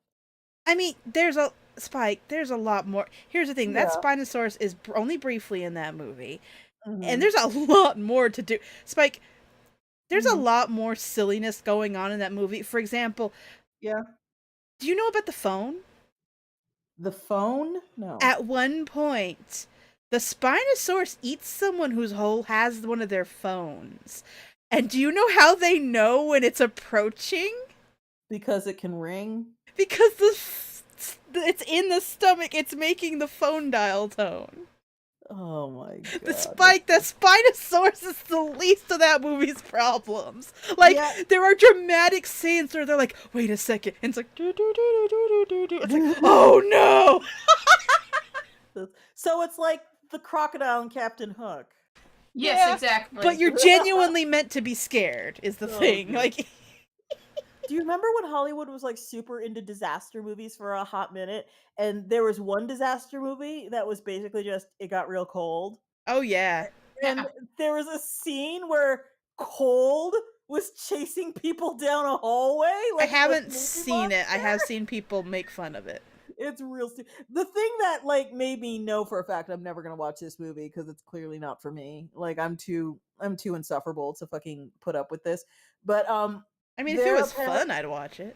there's supposedly a scene where of course it's cold. It's very cold. And people are in a library and they are Yeah, the burning day all after the books tomorrow. yeah, they are burning all the books for warmth, except there's this one person who is sitting away from the group, giving them a death stare, and his arms are just clasped around a Bible. And it's like a historical Bible, and he's just sitting, or they're sitting. I honestly don't know their gender because I haven't seen it, and they're just like they've got it in this big death grip, so no one will rip it out of their hands and throw it on the fire. And keep in mind, these people are burning this pile of books in the middle of this library while surrounded by chairs and tables. Yep. And I remember thinking to myself, yeah, no, I can't watch this. This sounds a little too fucking stupid. I Well, can't watch it. clearly the tables and the chairs had a lacquer on them that Yeah. would be poisonous if they burnt it. Oh, Matt, yeah, make excuses for it. Make excuses for it. To be I have not seen actually, this to movie. be I have fair, no. to be fair, books have more surface area. They'd burn better. Yeah, but just really a Gutenberg Bible. Yeah, it's just one of those things where it's all like, really, just really not Again, that serious? was the least of that movie's concerns Oh, absolutely. It was and just a very problems. it was a very dumb movie overall from everything I've heard. But it's just one of those things where it's like we absolutely do not live in a meritocracy, and I can prove it. Like the third Jurassic Park movie had way more problems. Like it had a part where like this makes no sense. They had a cast of like a solid cast of the Velociraptor's larynx, and that was supposed to reproduce the sounds they made. Yeah, they like blew into it like it was a horn, and that's how they talked That to the that makes no Velociraptors at the goddamn end. sense. Like it's like you can't do. Those are two different materials. The whole thing's stupid. And the Velociraptor is Friendo now, right? Well, That's in Jurassic World. This is a different bad Jurassic Park. I have movie. not seen Jurassic World. I refuse. Yeah. See, you understand where I'm coming from. There are some movies that are just like, no, I'm good. Spike, that's me with most movies, though. Yeah, same. Even honestly. movies you like, Spike, I'm like, no, thank you. Although I do want to see that Indian version of Forrest Gump real bad. What? What? Oh, you didn't see? I tweeted. Spike, you know I don't see things. Okay, there is a version of Forrest Gump that is coming out, I think, mid-September. It's called, if I can look it up super fast. Let me see if I can find it. It's basically it's Forrest Gump, but it's called Lal Singh Chada. Okay, and it's a Indian version of Forrest Gump, and I am super interested. I have a link to it in my Twitter to the trailer. And it's clearly been completely rewritten for, Indian audiences and Indian sensibilities, and I am just absolutely fucking dying to see what they changed. Untitled Project says no spoilers. Indian Forrest Gump is real good.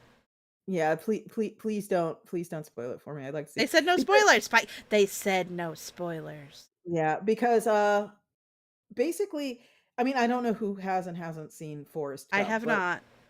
One of the integral parts of Forrest Gump is that Forrest, a running joke is, or subplot really, is Forrest is indirectly responsible for massive segments of American culture without ever realizing it. Like, he made up "Have a Nice Day" with a smiley face in the 70s is the example that initially comes to mind. Things like that. And he has been there for like a huge number of incredibly important and pivotal things that occurred in American culture. And that's the bit. And I would really like to see an Indian version of that. I would like to see When what you say it's an Indian version, they're affecting Indian history. I have to Um, imagine they must be because okay, I mean, it takes place in India full of Indian people. And okay. That's like because there's a difference between like um no, it is not a direct translation at all. yeah, or like, well, you can still do like a localization, but keep it in America or whatever. It is definitely But not in America. Folks who've seen Forrest Gump, you're probably familiar with how it opens where he's just sitting on a, he's sitting on park bench. a park bench, a bus bench. He's waiting for a bus to arrive. In the Yeah, Indian version, he is on a train because in India, trains are everywhere. Like everyone takes a train yeah. everywhere, so he's on a train instead of sitting on a bus shelter bench. And he says in the trailer, "My mama used to say life is just like a Golgappa.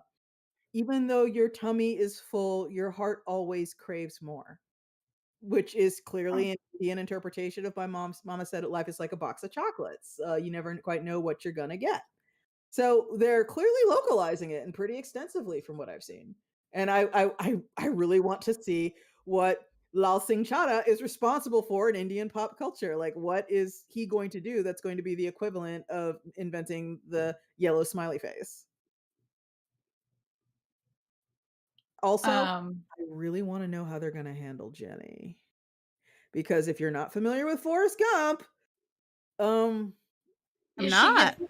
a lot of brutal shit goes down with Jenny, who Forrest is very preoccupied with and thinks of as his girlfriend, although she never thinks of herself that way because, again, Gump is I mean, intellectually disabled, and it gets gnarly. Like Jenny does not have a great life, so I'm wondering uh, how they're gonna. yeah, Jenny's horrible life is Yeah, fuck leftist counterculture. The I don't. story. I don't think it's that. I don't think it's. I never No, took it that way at it all. it is because it's like she goes through a checklist of what shitty things that hippies do, basically. Um, I don't because remember her doing anything particularly shitty. no, it's like the shitty things that happen to her are like, Okay. yeah, the leftists are horrible in the 60s because she does drugs, she does a bunch of she has all the sex that leads her into abusive relationships. There's a scene where Forrest Gump meets the Black Panthers and they're just angry. Um, and then the other hippies that he meets they're all either ineffectual and lazy or they are horrible druggies and degenerates. And I mean, fair enough, um but no one's any good in Forrest Gump except Forrest. It's not like fucking mom and apple pie people in Forrest Gump are any good either. they're Like, much nicer to those people than they are to leftists are they? I don't remember it that way at all. because um uh all the Because one of the things I remember best about Forrest Gump is there's a whole scene where he ends up in this like hippie march on Washington, and the hippies are all like, "Oh, hey man, come and talk to our gathering here at the reflecting pool. We really want to hear what a Vietnam vet has to say." And he gets up on the stage like Forrest Gump, and it's about to be this whole moment because the whole audience at this point, you realize Forrest isn't playing with a full deck. And it's like, Jesus, what's he gonna do up there? What kind of speech is Forrest fucking Gump, fresh home from Vietnam, gonna give? And he gets up on the stage, and while he's up there, right before he begins to talk, some like clear military official runs up to the hippie sound system, like all their electrics, their audio visual stuff, and starts ripping all the cords out. And then the hippie's like, Yeah. "Oh my god, no, fuck you, get away!" And they start chasing away and trying to fix it so Forrest can talk. And there's this maybe 15-second stretch of the movie where he's clearly speaking, but no one can hear him. And all the hippies are like, "Speak up, louder! Mic's off, speak up!" What? Like that. No, And they by don't the say time that the part. by the You're time the hippies get him plugged in again, he's at the yeah. end and he says his little catchphrase was like, "And that's all I have to say about that." And Jenny is there, and that's how Jenny knows it's him. She starts screaming and she runs out into the reflecting pool going, "Forrest, Forrest, it's me, Yeah, Forrest." I know. So I've I seen the don't know where movie. you're getting this whole like the hippies are terrible people, because that movie makes it clear everyone's Jenny's whole life is well, Jenny's whole um life isn't leftists are horrible. It's Jenny is horribly damaged, and Forrest is the only person she can relate to. um Like they make it very clear without saying that she's suffering like yeah, serious no, sexual I know. But it's also like this is what joining the counterculture movement gets you, and she only joined because she's damaged. And then like Forrest Forrest gets used for like government propaganda for like the ping pong thing, and that's all smiles and okay.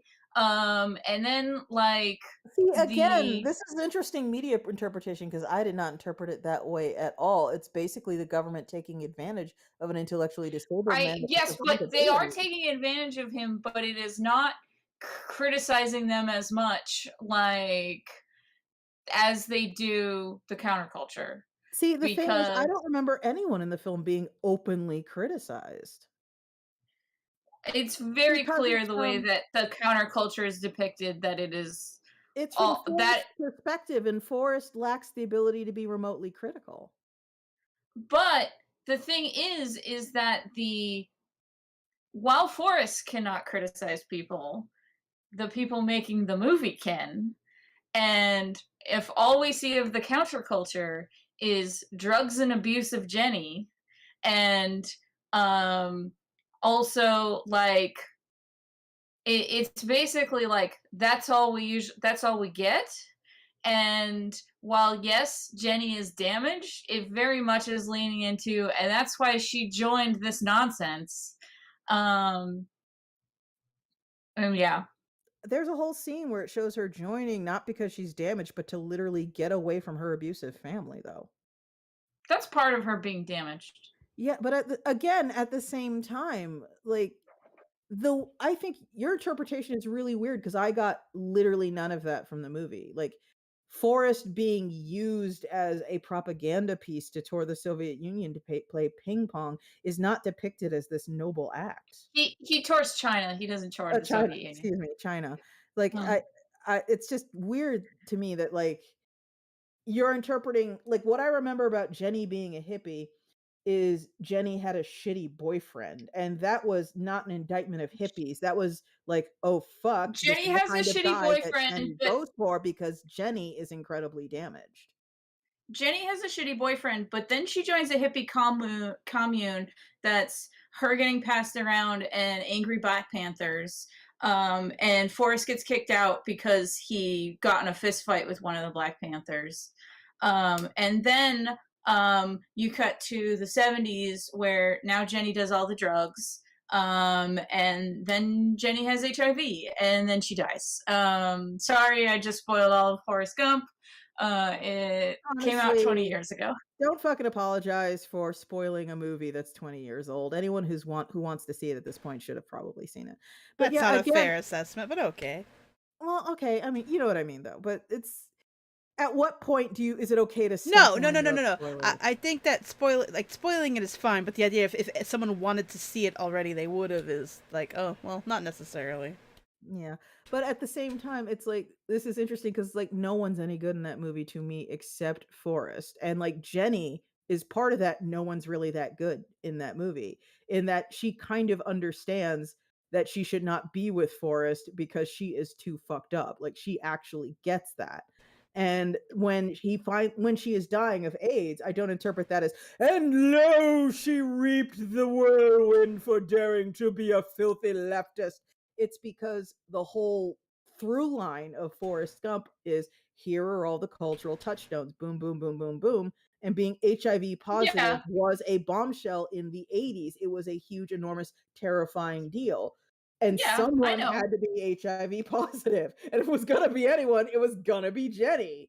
I don't see that as like, here's her punishment for daring to have sex. I see it No, no, as, no. I'm not saying no. that that's how it was presenting it.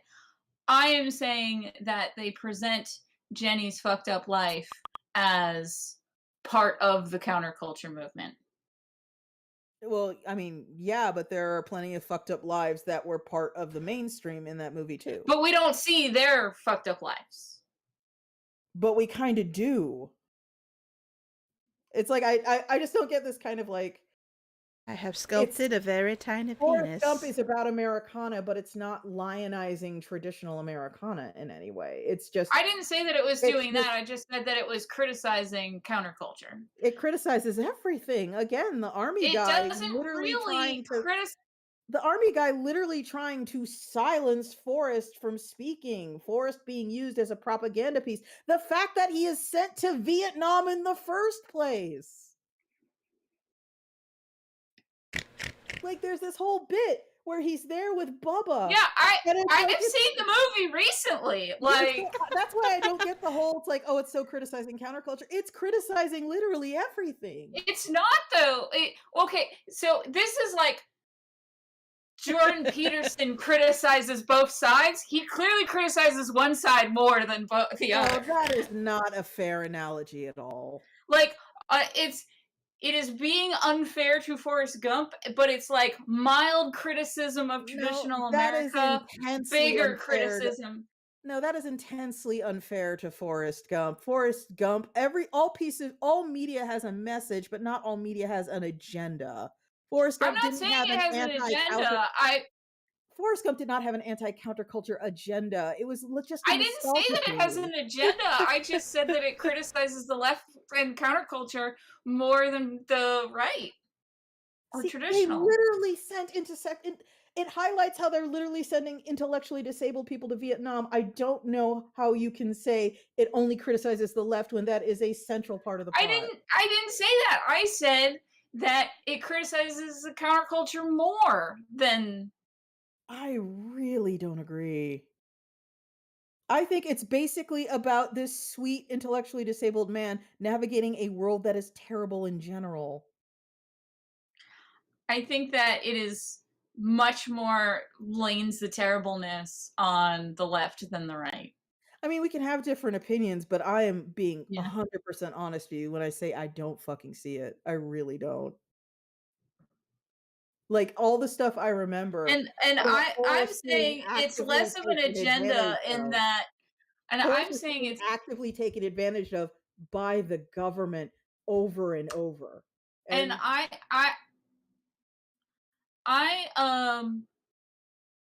basically, because it's like, I'm not saying that it has an agenda. I'm saying that it does criticize the left more than the right, and that that is reflective of the time that it was made, which is when politics got more right. Like the Democrats went more right to compete with Reaganomics Republicans, um, because it was Forrest made Gump when didn't. it came out when Clinton was elected. So that's Yeah, like, that's not Reaganomics. no, but Clinton is more right than previous Democrats because like the Democrats moved more right to combat Republicans being even further right. I'm gonna be real. I really don't think it's that fucking deep. I think it's a nostalgia trap. I really do.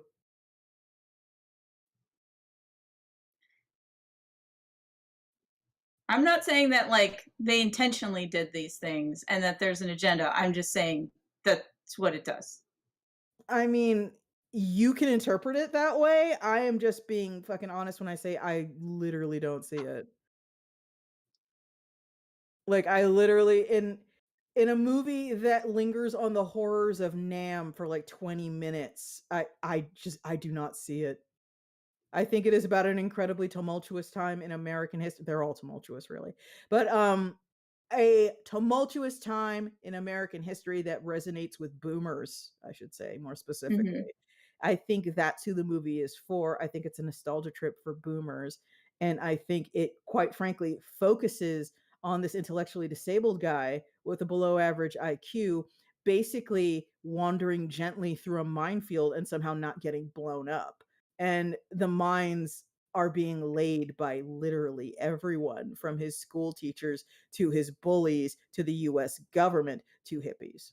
I don't see it as being especially critical of the counterculture. I see it as depicting the counterculture in a critical way, the same way it depicts the US government in a critical way. But I think those criticisms are being interpreted at the same time through the eyes of this guy who clearly doesn't understand. And that is the focus of the film. Like, I mean, I'm sure that I have sculpted a tiny, tiny penis. Yes, I've been sculpting this entire Congratulations. time. I've been drawing this entire time. No skill. I'm so sorry if we're Yeah. boring, folks. This is just, it's media interpretation stuff. Spike, what about a movie that became a. Ugh. You What don't is have to. someone saying? Spike, what about a movie that became a shrimp restaurant isn't right wing for you? Yes, exactly. It's just, wait, John Travolta. No, John Travolta wasn't in it. No, he. No, Oh, it was okay, Tom all right. Hanks. Okay, yeah. Did you know John Travolta was originally going to be Forrest Gump? If that is true, no, I was not aware of that. But I know that Eddie Murphy was originally going to be the Venkman character in Ghostbusters, and he considers that his greatest career regret.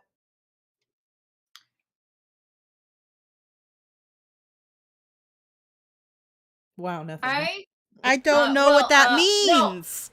Oh God, you don't. basically, Eddie Murphy turned down Ghostbusters to be in Beverly Hills Cop, and Yeah, more people have seen Ghostbusters than Beverly Hills Cop. yeah. And I think if he had said yes, that would have been interesting because the whole reason why um I feel like the reason forget the black guy in Ghostbusters name. I'm sorry. Wow, wow, But wow. Get her, he Spike. has the Get him. Get him. he has the least to do in the movie, and Yeah. I think that is Apologies. partly Get him. because when they were writing the movie, they were like, "Well, Eddie Murphy will think of something." Yeah, his name is Winston Zedmore, and I remember it because it's real weird. Winston Um, Zedmore. but yeah, so I think like they intentionally underwrit Winston in the scripting stage because they're like, Eddie Murphy will do something with this. Yeah. Um, I really wish and that, like, this is so water under the bridge. And yeah, the actor's name is Ernie Hudson. The character's name is Winston Zedmore. But I really honestly wish more had been done with it, because the original, not the original idea for Ghostbusters took place on a space station, but the concept of Ghostbusters was eventually whittled down to, it's like, I mean, they're exterminators for ghosts. They're supposed to be these like blue mhm, collar guys that come into your house and, oh, there's your problem. While, your daughter is plastered to the ceiling with her head spinning around, vomiting ectoplasm everywhere. Like, that was the joke. And I kind of wish they had given Winston more to do, because it's like, he's the guy who's not the fucking university affiliated scientist. So yeah, he could have been a lot of fun. But yeah, he was kind of underwritten, and that's a shame. And they didn't really change much about that in any of the sequels, which is also a huge shame. But yeah, yeah. Amanda, the Venkman character is sort of the goofy horn dog Bill Murray guy who Oh, is I hated him. habitually disrespectful of authority. Hated That's him. the Venkman character. And he was Hated that supposed to be character. Eddie Murphy. He was written for Eddie Murphy. I finally watched. No, I'm so sorry. I finally tried to watch Ghostbusters a few years ago, and I gave up halfway through. I get it. I can see how it hasn't aged super great. I was Uh, bored and then Go- weirded out. Ghostbusters depends a lot on how charming you find Bill Murray. Yeah. And if you do not find him charming, that is not a movie Apparently, for you. I find him not charming because I was bored. Yeah, there was a whole bit. I think the thing that really hooked me with Ghostbusters, because I saw it when I was young, so naturally I'm one of those. But the bit that hooked me is how it started, and like the more I think about it, the more I appreciate it. How it started off really fucking stupid. And when I say really fucking stupid, it's like, so there are these three scientists. Egon was my absolute favorite.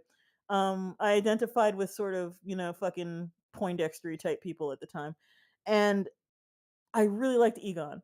And there was this whole bit where the Ghostbusters, before they became the Ghostbusters, they were still very strongly universally affiliated and running paranormal experiments. They realized there was a ghost in the library, and they went down to the university library looking for the ghost. They did not really expect to find it, but they did.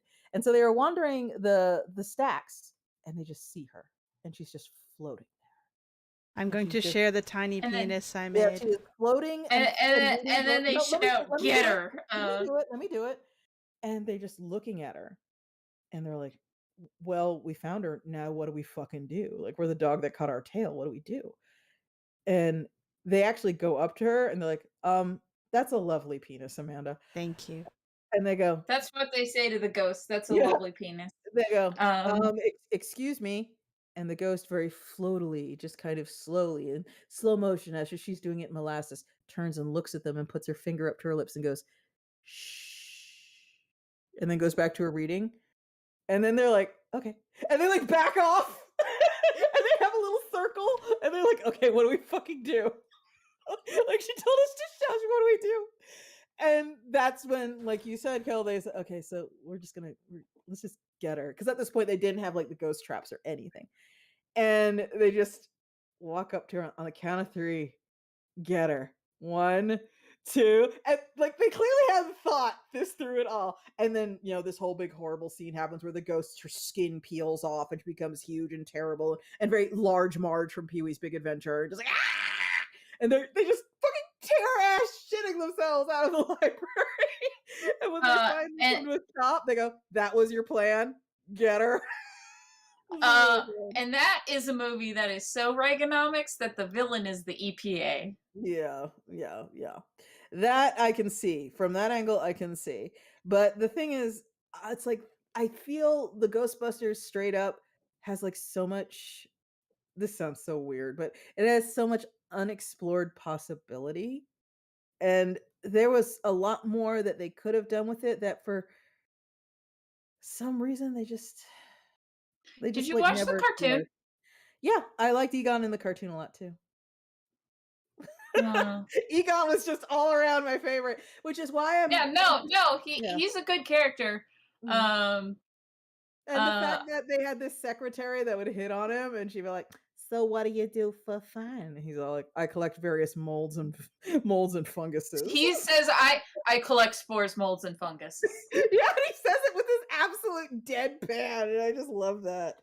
He says everything with a deadpan, and that's why he's great. Yeah, he's fucking amazing. I love it. I feel like their secretary. Yeah, hooking up with. What do you want? I feel like their secretary hooking up with Rick Moranis was a mistake. She's way out of Rick Moranis' league in that movie. Yeah. Rick Moranis is a man who throws a party and invites his clients from his accounting agency. That's everyone at his party. Yeah. Rick Moranis was very interesting in Ghostbusters. And oh god, like he was such a staple of like those 80s films too. I just fucking he is great in Little Shop of Horrors. I really liked him in I finally saw that with Kel. I like Honey, I Shrunk the Kids, and I like Spaceballs. And hey, Second City guy. So there you go. But yeah, I appreciate that he quit acting to raise his kids. Yeah. And you know what? He was absolutely very realistic about it, where he was just like, I stopped to raise the kids after my wife died. And you've offended Chat. After a couple of years, I was just like... Chat is saying Rick Moranis is a stud. Oh, he's adorable in his own way. I'm just saying that Janine is He out of doesn't his have league. to impress you, Spike. No, he is adorable in his own way. I'm allowed to have an opinion. But yeah. Janine is out of his league. Him and Audrey in Little Shop of Horrors, good. Perfect. Yeah. But yeah, the deal, if I'm remembering correctly, is his wife died tragically of a disease, and he decided he was going to just drop out of Hollywood for a few years to raise his kids, because obviously his family needed him. And while he was doing this, like a couple of years in, he realized, wow, I don't miss acting at all. And I'm kind of in a place where I actually don't need there's like no financial necessity for me to go back to it. So he just didn't. You know who's an actor from that time period that I appreciate? Who? Steve Martin. Yeah. The chat is asking if movies by osmosis is no more. It's more that it's the kind of show we can only really do if I'm in the right mindset for it, and I already don't like watching movies, and I have been having a really rough time lately. Mm-hmm. So movie watching hasn't been very appealing. We do want to get back to it. I just mentally as soon as can't. Amanda feels better, I'm down to watch more movies with her. Like, I definitely want to get around to it. It was fun. One of the reasons I haven't watched a lot of movies is there's the whole, I wasn't exposed to a lot growing up. And then there was the whole, once I was, it was like, I just don't have the drive to watch a lot of them. Mm. I could be doing other things. Like, I'd much rather read comics or watch cartoons or read a book about dinosaur bones. Amanda, I'm glad that I could show you The Ridiculous Gay Vampires of Interview with a Vampire. Interview with a Vampire was a trip. The very stupid trip. Are you aware of Bob and Doug McKenzie? What? Yeah, I guess that's a no. We're talking about Rick Moranis, and I'm thinking about this bit he used to do, because he is Canadian, and like a lot of Canadian people, he's kind of like hyper aware of Canadianisms after a few years in the US. And he had this whole bit where he was part of this pair of brothers named Bob and Doug McKenzie, who always wore their little pom-pom beanies and earmuffs and heavy winter coats, and just made a big deal out of going after every sentence and talking about hockey and beer and curling and shit. And they called people hosers a lot. It was like this bit, I think, on Saturday Night Live a lot too. So I feel insane talking about this. So no one remembers this but me, I'm assuming. No, okay, got it. I think I have a vague picture in my head, but not a clear one. Again, you got to remember who you're talking to. But yeah, whereas I watched way too much TV, which included Saturday Night Live reruns, so I have a vague memory of what you're talking about, but not a clear, distinct one. Yeah. The stuff that did get burned in my memory, I think Trungles on Twitter, he brought it up, and I was like, oh my fucking god, yeah, formative memory was this VHS copy of this movie called, I think, Princess and the Goblins or whatever. And like when the movie starts out, there's this unaffiliated phone card being advertised, but like it's not by the people who made the movie, but they still dress a character up as a character from the movie, and it was just really weird. And she's trying to sell you a phone card in case you're ever lost and need to call your parents. Phone cards were a thing. Anyway, I really like Steve Martin. I like that he gives out an award for excellence in banjos. I like that his business card is, this confirms that you have met Steve Martin and you found him delightful and charming. Yeah. The thing I remember most about him is how he confused me when I was really young, because he had a very youthful face, but Santa Claus hair, which is how I thought about Santa Claus hair.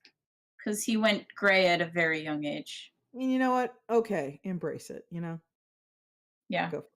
Oh my gosh. I mean, it did give him a distinctive look, so which is good for if you're an actor, because people remember you. Chat was like, that's a great thing to put in front of a kid's movie, buy a phone card. But like a lot of VHSs, like, it was wild because like they had commercials for theatrical movies. There would be commercials built into the openings of the VHSs, and like that would be part of the movie watching experiences. You want to watch uh, uh, Adventures of Nemo and Wonderland or whatever, you're gonna get that freaking orange juice commercial every goddamn time. Oh shit, someone is talking about fucking Kids in the Hall. You know what I used to really enjoy? There was a British show I only ever saw like 10 or so episodes of called The Young Ones. Did anyone here ever watch The Young Ones? No. Okay, there's this bit, I fucking still smile thinking about it. It's about these 4 college students who all live in a shitty, disgusting house together, and they all kind of hate each other. One of them's a punk named Vivian, and one of them is kind of like, he would definitely have a Tumblr. His name is Rick, and he's just really obnoxious and touchy. And then there's a guy who thinks he's like a super hot playboy, but all the women hate him. I forget his name. And then there was a hippie with really long hair who talked like an idiot. But the really fun ones were Rick and Vivian. And Vivian talked like this. And it was so fucking. There's this whole bit where you have to imagine these 4 idiots sitting around a table in a filthy, disgusting kitchen. And Rick, who is the hypersensitive one, just out of nowhere, just says, "Hands up, who likes me?" And nobody puts their hands up. And Rick is desperately offended, and he just stands up and knocks his chair over, and he stares at them and goes, "Why don't you like me?" "Because you're a stupid bastard and we all hate you." And it's like, and there's this whole fucking bit Rick goes into about how he's going to kill himself, but his poetry will live on because none of you appreciate me. But the adults will say, well, he's trying to like put a noose together. He's like, the adults will say, "Why are the children crying?" And they'll say, "Haven't you heard? The great poet Rick is dead." While he's trying to hang himself in front of his friends. He's like, "I'll kill myself, that'll teach you." And I mean, they just said that they all hate him, so I don't know if friends is the right word. You zeros. While he's trying to like put the fucking noose around his neck. Good. Spike, did you ever see the movie Dead Man on Campus? I did not know. It was about, there's like an urban legend that if your roommate in college kills yourself, you get straight A's. Oh, I remember that. So the plot of the movie is these 2 guys are trying to get a roommate who is suicidal so they can get straight A's. And one of the roommates they go through is a super goth guy who keeps writing poetry about death and like talking about self-harm. And he tells them, he's like, "I had a dream where I finished a show and then I pulled this gun out of my pocket and I shot myself in the head. Bam, bam. It was so really real." And the main character goes, "Well, if it was so really real, how'd you get that second shot off?" And then he goes, "I guess you have a point." Also, if you could put that link I just posted in the Discord, in the chat on YouTube, Amanda, I'd appreciate it. What? I put the link in the Discord. If you could, I put don't it wanna. Why You not? didn't sell it well enough. Well, you have to watch it. They I don't this whole bit. have to do I was anything. like, "I'll bet everyone hates you," and they make this big bet about it. And he's all like, "I don't have any money." "Yes, you do. What happened to that $5 I lent you?" It's really fucking good. It's just really good. Okay. The Young Ones is very weird, but it's honestly really funny. I just the whole bit where they talk about how much they hate each other, and Rick is in front of them trying to kill himself. And there's this bit where he decides the hanging isn't working, so he's just gonna take a shitload of pills. And just like the physical humor when he's taking the pills, incredibly funny. Just thinking about it makes me laugh. Oh, thank you, Amanda. Nah. Yeah. Also, I think they went like the school they went to, because they're all college students. They went to like Scumbag University, I think was the name. It was really funny. But yeah, I don't know how many episodes of The Young Ones there are. I don't think there are many, but God, it made me laugh when I was watching it. I will not click the link out of solidarity. Thank you. You don't have to. You don't have to do nothing. You don't want to. Good. I don't want to do a lot of things, so that's great for me. Well, I don't want to keep talking because we're 2 hours in and I'm tired. I want to go eat soup. I'm Spike almost loves done soup with more my than page. Spike loves me. Yeah, I mean, we talked about this. I love soup. I love soup. I'm going to make a fishbowl soup and pork bone broth with some baby bok choy and a little bamboo. What, Spike? When I fly up to Chicago to take product photographs, what are you gonna make me? Nothing. Literally nothing. Yeah. That's how it's gonna be. I That's guess how I'll it's have to eat your dog. Oh, wow. Oh, Spike, I have to tell you about this this new isekai or isekai deconstruction. That is super dark, so it might be up your alley. Okay, tell me The really plot, quick, and then we can sign As off. fast as you can. Okay. Go, go, go, go. The plot is that a mom's nerdy child dies, and she is convinced that he has been isekai'd. So she keeps trying to find ways to accidentally kill herself, so she can also be isekai'd. Uh-huh. That is interesting. Why did you share that with me? It was for Spike. I had to It is- hear it. It's Yep. interesting. Okay. Well, I am going to sign off. I am hungry and I am tired, and I would like to ink a little more of my comic before I go to bed. So, everyone, thank you so much for coming. Please don't forget to like and subscribe. Yes, I'm doing that.